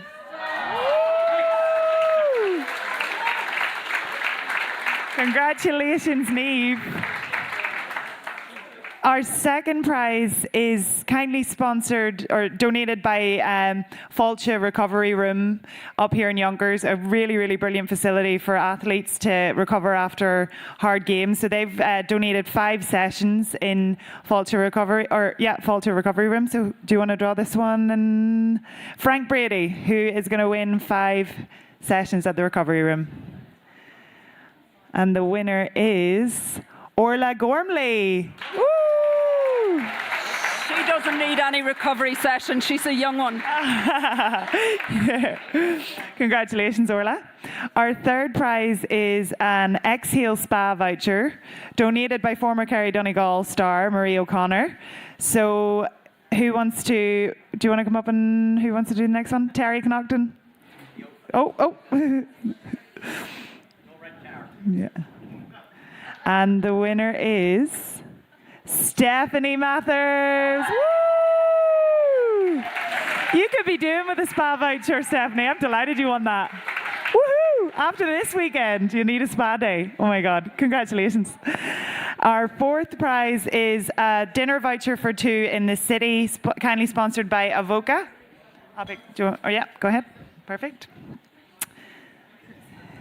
Sinead, our winner is Mr. Gillespie. So Simon. Are you going by Mr.? Oh, Simon's dad. Oh, congratulations. It's for dinner for two in the city, in Avoca. Yes. Dinner for two at Avoca in Manhattan. That's it. Oh, Liam. Thanks, Liam. Congratulations. Woo, delighted. Oh, that's Emer said Mr. Gillespie. Okay, our next prize is, Sharon, why don't you come up and draw this one, is an oxygen facial at Beauty and Skin by Claudia Flynn. Kindly donated by Claudia Flynn, and our winner is... Danielle Jennings, is it?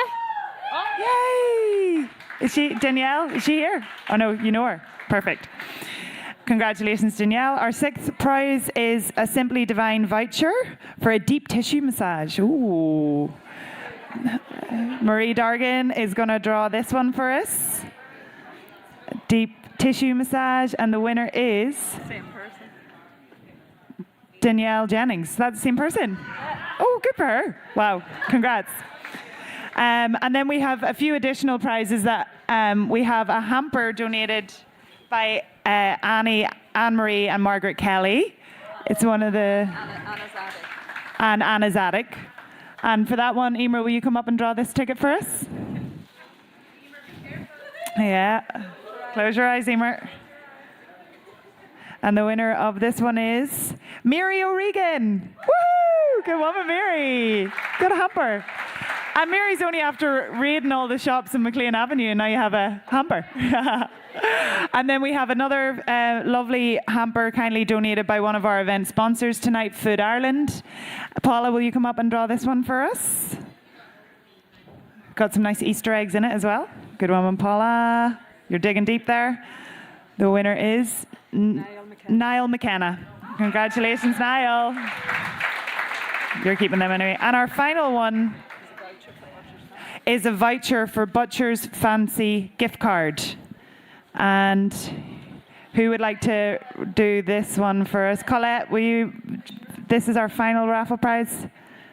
Yeah, hopefully. And the winner is AB and PJ McMahon. AB and PJ. Oh, Abby McMahon. Oh, Abby and PJ McMahon. Congratulations, Abby and PJ. That's us then. I'll just wrap up then. Okay, well, thank you so much, everybody, for being here and for joining us virtually. I hope you enjoyed it as much as we have enjoyed planning it, and I hope that we see you all in Gaelic Park tomorrow at 10 a.m. And here's to 30 more years of New York Ladies Gaelic Football.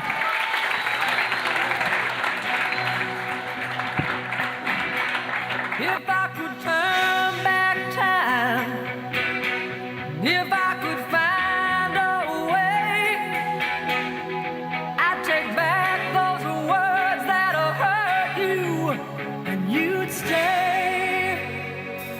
I don't know why I did the things I did. I don't know why I said the things I said. Pride's like a knife, it can cut deep inside. Words are like weapons, they